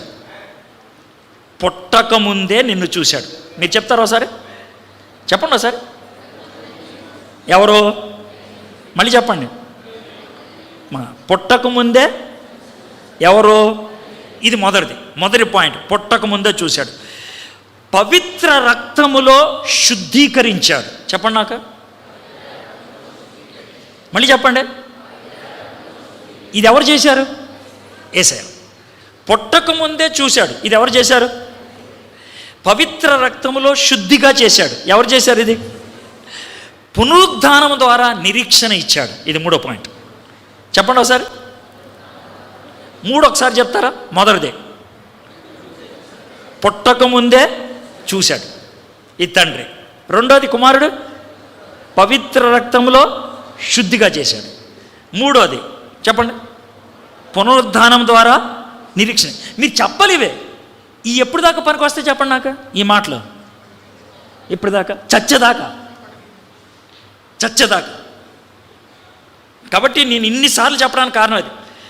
పుట్టకముందే చూశాడు తండ్రి, పరిశుద్ధ రక్తంలో శుద్ధి చేశాడు కుమారుడు, పునరుద్ధానం ద్వారా నిరీక్షణ అనుగ్రహించాడు మనకి యేసుక్రీస్తు ప్రభువారు. అయిపోయిందా? ఇప్పుడు మళ్ళీ చదువుతున్నాను మొదటి 2 వచనాలు. యేసుక్రీస్తు అపోస్తలుడైన పేతురు తండ్రి అయిన దేవుని భవిష్యత్ జ్ఞానం బట్టి ఇది అయిపోయింది. ఆత్మ వలన పరిశుద్ధత పొందిన వారై విధేయులగుటకును. ఆత్మ వలన పరిశుద్ధత పొందిన వారై విధేయులగుటను. తండ్రి శుద్ధుడు అని డిక్లేర్ చేస్తాడు. కుమారుడు వీడు శుద్ధుడు అని డిక్లేర్ చేస్తాడు. అయితే ఆ శుద్ధత్వాన్ని కాపాడుకోవడానికి మనకు సహాయం చేసేది ఎవరో చెప్పండి? ఎవరు? కుమారుడు వీడు శుద్ధుడు అని చేశాడు.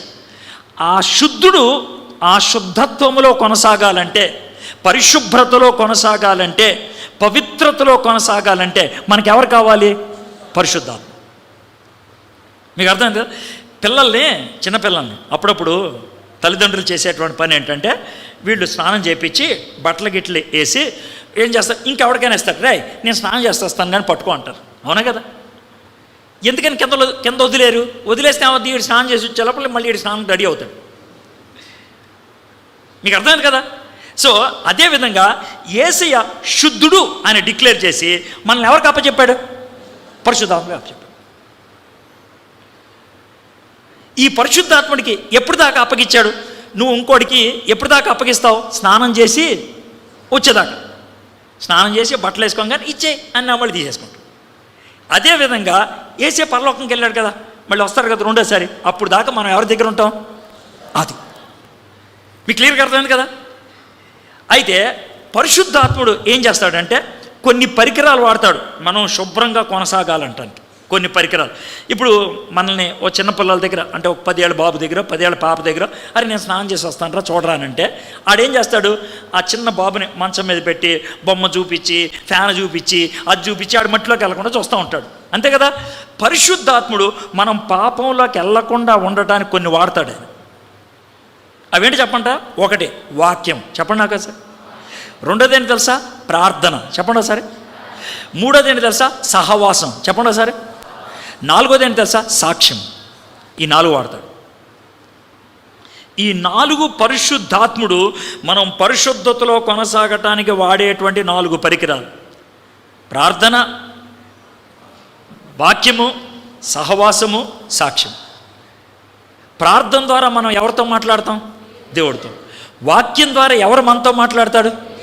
సహవాసం ద్వారా ఏం జరుగుద్ది? ఇతరుల నుంచి ప్రోత్సాహాన్ని పొందుతాం. సాక్ష్యం ద్వారా ఏం చేస్తాం? ఇతరులను మనం ప్రోత్సహిస్తాం. 4. ఈ 4గిట్లో ఏ ఒక్కటి లేకపోయినా, జాగ్రత్తమని, ఈ 4గిట్లో ఏ ఒక్కటి లేకపోయినా మిగిలిన 3 బలహీనమై పడిపోతాయి. మీలో చాలామంది ఏమంటారు సార్, మీటింగ్ ఉన్నంతకాలం పరలోకంలో ఉన్నట్టు ఉందండి, 4 రోజుల తర్వాత జారిపోయిందండి.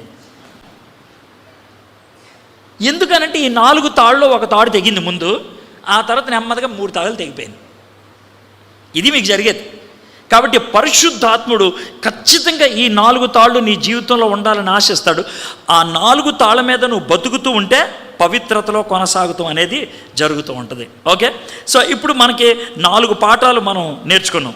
మొదటిది, పుట్టకముందే చూశాడు తండ్రి, పరిశుద్ధ రక్తంలో శుద్ధినిగా చేశాడు కుమారుడు, పునరుద్ధానం ద్వారా నిరీక్షణ అనుగ్రహించాడు యేసయ్య. అర్థమైందా? పరిశుద్ధులుగా జీవించడానికి ఆత్మ మనకి మనం అప్పగించుకున్నాడు. ఇది 4 అయిపోయినాయి. ఇప్పుడు నేను చివరికి వచ్చేస్తాను, ఎందుకంటే కొంచెం ఫాస్ట్గా వెళ్ళిపోతుంది. 6-7 వచనాలు. ఇందువలన మీరు మిక్కిలి ఆనందించున్నారు, కానీ అవసరమును బట్టి నానా విధములైన శోధనల చేత ప్రస్తుతము కొంచెం కాలం మీకు దుఃఖము కలుగుచున్నది. నశించుపోవు సువర్ణం అగ్ని పరీక్ష వలన శుద్ధిపరచబడుచున్నది కదా, దానికంటే అమూల్యమైన మీ విశ్వాసం ఈ శోధనల చేత పరీక్షకు నిలిచినదై యేసుక్రీస్తు ప్రత్యక్షమైనప్పుడు మీకు మెప్పును మహిమయు ఘనతయు కలుగుటకు కారణమగును. మళ్ళీసారి చదువుతాను 6-7 వచనాలు.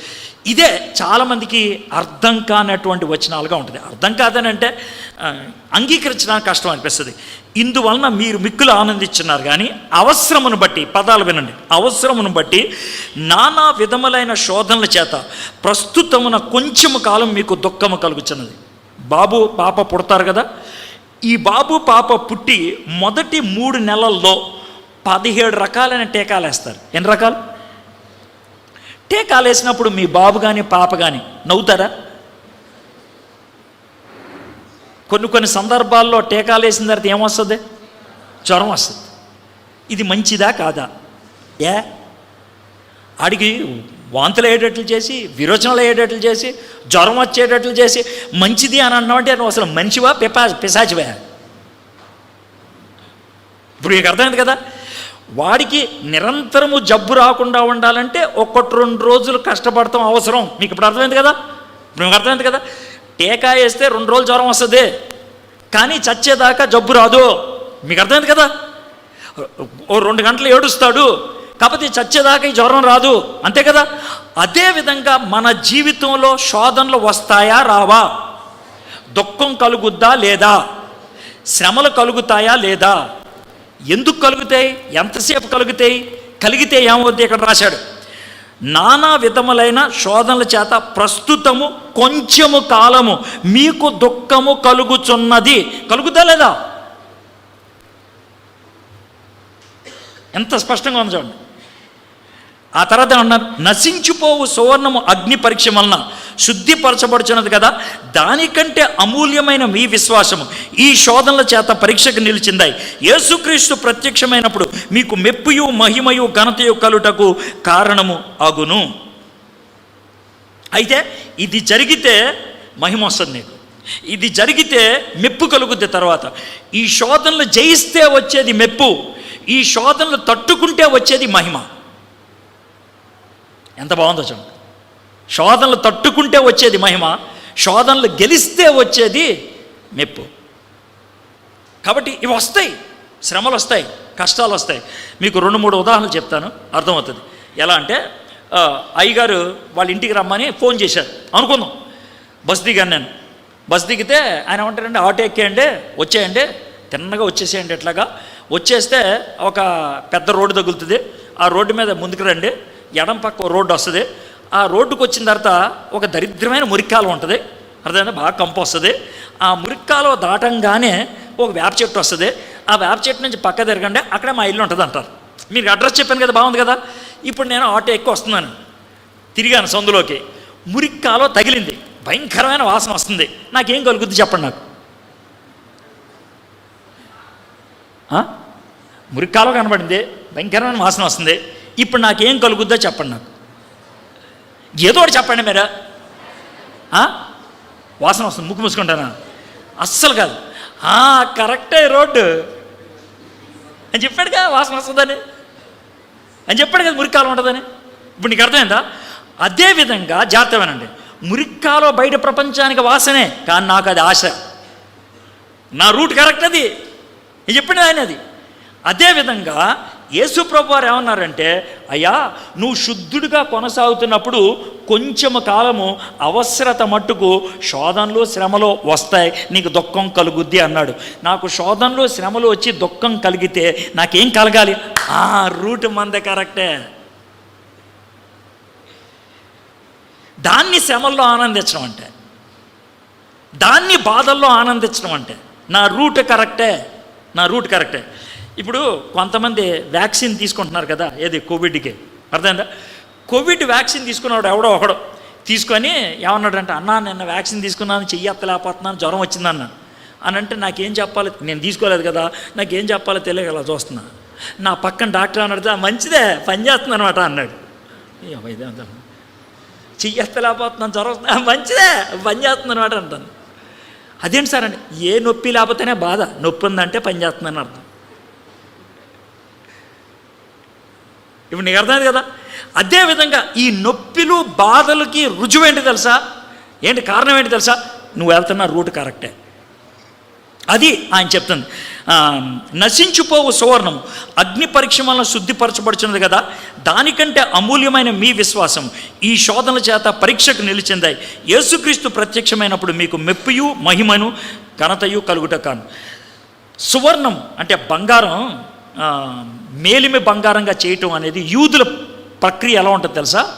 ఓ పెద్ద బాండిలీ ఉంటుంది, ఆ బాండిలీలో బంగారం వేస్తారు, దాన్ని కింద నుప్పి పెట్టి దాన్ని కరగబెడతా ఉంటారు. అయితే ప్రతి 5 నిమిషాలకు వచ్చి ఇలా చూసిపోతూ ఉంటాడు ఎవరు, ఆ కంసాలు ఇలా చూసిపోతూ ఉంటాడు, వచ్చి ఇలా చూసిపోతూ ఉంటాడు.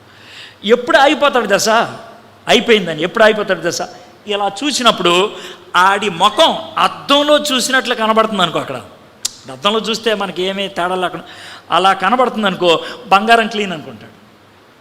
అంటే అర్థం ఏంటి తెలుసా? మరకలన్నీ కూడా, నలుసులన్నీ కూడా, మట్టి బెడ్లన్నీ కూడా ఎక్కడికి వెళ్ళిపోయినాయి? కిందకి వెళ్ళిపోయినాయి. బంగారం ఒకటే పైన తేలింది, తన ముఖం చక్కగా కనబడుతుంది.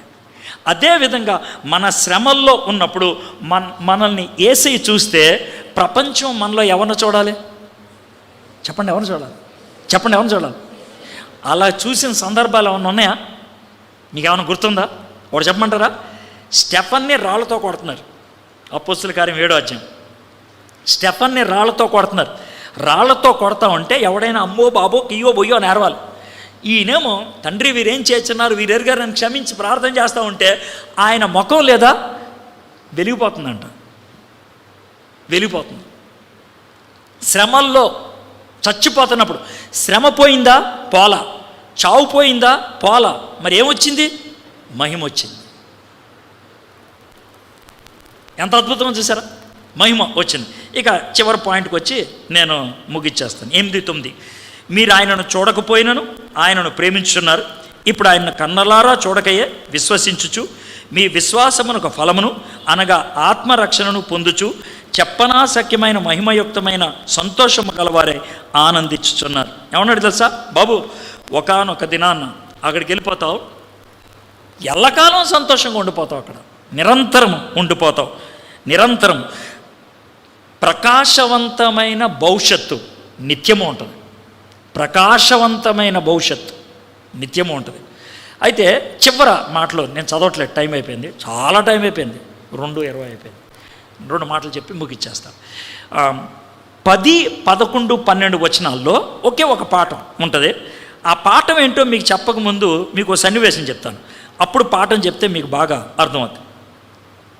నేను ఒక ఉద్యోగం కోసం పరీక్ష రాశా, టీచర్ ఉద్యోగం ఏదో పరీక్ష రాశా.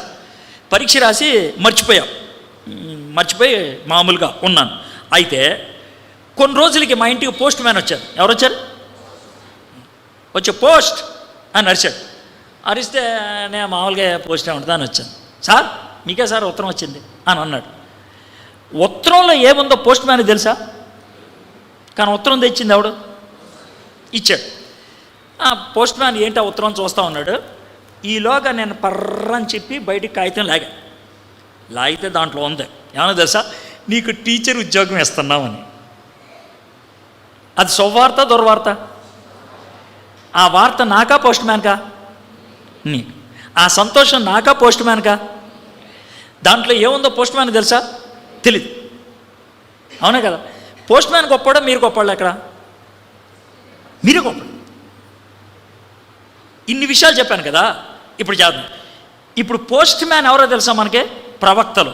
యెషయా, దానియేలు, ఇర్మియా, ఎజికేలు, వీళ్ళందరూ కూడా పోస్ట్ మ్యాన్లు. వీళ్ళు ఉత్తరాలు తీసుకొచ్చారు. ఎవరి దగ్గర నుంచి? దేవుడి దగ్గర నుంచి. ఎవరి కోసం? మన కోసం. ఉత్తరంలో ఏముందో వాళ్ళకి తెలుసా? యేసు ప్రభు ఎవరో యెషయాకి తెలుసా? అబద్ధం ఆడకుండా చెప్పండి. తెలీదు. దానియేలు తెలుసా? తెలీదు. ఎలా చచ్చిపోతాడో యెషయాకి తెలుసా? తెలీదు. ఇప్పుడు ఆ ఆత్మ ఏ కాలమును ఎట్టి కాలమును సూచించుచు వచ్చనో దాన్ని విచారించి పరిశోధించి, ఇది ఎప్పుడు జరుగుద్దిరా, ఎలా జరుగుద్దిరా, ఎలా జరుగుద్ది, అది వాళ్ళకి ప్రశ్న. 11-12 వచనం.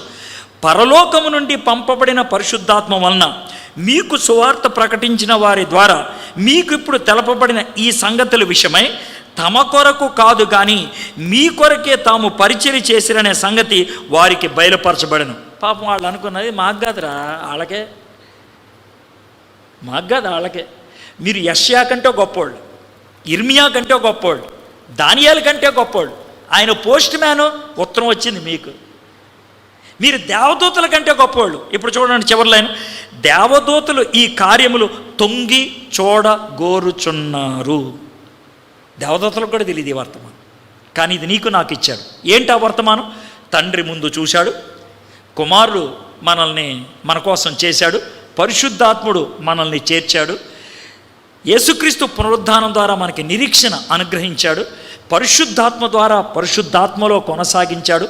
పుటమిలో వేసిన బంగారం వలె మనకు కొన్ని రోజులు శ్రమలు ఉంటాయి, నిత్యము ఉండేటువంటి భవిష్యత్తుని దేవుడు మనకి అనుగ్రహించాడు. ఇవన్నీ ఉన్నాయి కాబట్టి ఇప్పుడు వచ్చే శ్రమల కోసం మనం భయపడతామా? శ్రమలు పోతాయా? పోవు. కానీ మహిమలోకంలోకి మనం వెళ్తాం. బాగుందా లేదా? 12 వచనాలు ఎంతసేపు మాట్లాడారు? 2 గంటలు మాట్లాడానా? 2 గంటలు. 12 వచనాలే. మీకు విషయం తెలుసా? నేను ఈ 12 వచనాల మీద 8 ప్రసంగాలు చేశాను. 8 గంటలు. దాన్ని కుదించి మీకు 2 గంటల్లో చెప్పాను. దేవుని వాక్యం ఎంత మధురమైందో మీరు అర్థం చేసుకోండి. మీరు వాక్యం చదివే కొద్దీ పరిశుద్ధాత్ముడు మీకు ఖచ్చితంగా సహాయం చేస్తారు. ఇప్పుడు చివరిగా ఒక చిన్న ప్రశ్న అడిగి నేను ముగిస్తాను. తండ్రి నిన్ను చూశాడు, కుమారుడు నీ కోసం చేశాడు, పరిశుద్ధాత్ముడు నిన్ను చేర్చడానికి చేతులు కట్టుకొని రెడీగా ఉన్నాడు. మరి మీరు రక్తం ప్రోక్షం పడటానికి సిద్ధపడుతున్నారా? నేను పాపిని, నాకు గజ్జ ఉంది, నన్ను క్షమించు ప్రభువా అని అడగడానికి మీరు రెడీయేనా? నాకు శోధనలు ఉన్నాయి, శ్రమలు ఉన్నాయి, కానీ ఇది నా మంచి కోసమే అనే మంచి ఉద్దేశంతో ఉన్నారా? లేకపోతే వాటిని చూసి గొణుక్కుంటూ ఉన్నారా? నిత్యలోకం నాకున్నదే, మహిమలోకం నాకున్నది, కాబట్టి నాకు ఏ టెన్షన్ లేదు అనే నిరీక్షణ మీకున్నదా? ఆలోచించండి, తలంచండి, చిన్న ప్రార్థన చేసుకొని ముగించుకుందాం. మా దేవా, మా ప్రభా, పేతురు భక్తుల ద్వారా మీరు మాకు నేర్పించిన పాఠానికే మీకు వందనాలు చెల్లిస్తున్నాను తండ్రి. ఈ పాఠాలు ఏదో ఇప్పటికిప్పుడు ఒక ఉద్రేకపూరితమైనటువంటి స్పందన వచ్చేయాలని కాదు ప్రభా. ఇప్పుడు నేర్చుకున్నటువంటి ఈ విషయాలు చచ్చిపోయేదాకా ఉండాలి, మాతో ఎప్పుడు ఉండాలి. కష్టాలు వచ్చినప్పుడు, భయం కలిగినప్పుడు, ఇబ్బంది కలిగినప్పుడు ఈ 12 వచనాల్లో మాకు ఆదరణ దొరకాలి ప్రభా. నువ్వు మమ్మల్ని జగత్పునాది వేయబడక ముందే చూసావు యేసయ్యా. నా కోసం నువ్వు రక్షణ సిద్ధం చేశావు. పరిశుద్ధాత్ముడా, నా హృదయంలో నువ్వు చేసిన కార్యాన్ని బట్టి నన్ను చేర్చావు. పరిశుద్ధాత్ముడా, ఆ పరిశుద్ధతలో కొనసాగటానికి నువ్వు నాతో ఉండడానికి ఇష్టపడుతున్నావు యేసయ్యా. నువ్వు మరణాన్ని జయించడం ద్వారా నాకు నిరీక్షణ అనుగ్రహించావు. శ్రమలున్నాయి, కష్టాలున్నాయి, నొప్పులున్నాయి, బాధలున్నాయి, చావొస్తుందేమో అనే ప్రశ్న ఉన్నది, కానీ ఇవి క్షణికం మాత్రమే. ఎందుకనంటే నిత్యము ఉండేటువంటి మహిమ నా కోసం సిద్ధపరచబడింది. ఆ ధైర్యం, ఆ నిరీక్షణ, ఆ భరోసా, ఆ పటిష్టత మా అందరిలో ఉండగలట కృప చూపించమని, ఈ వాక్యాన్ని మా జీవితానికి ఆశీర్వాదకరంగా చేయమని యేసు నామములో ప్రార్థన చేయుచున్నాం తండ్రి.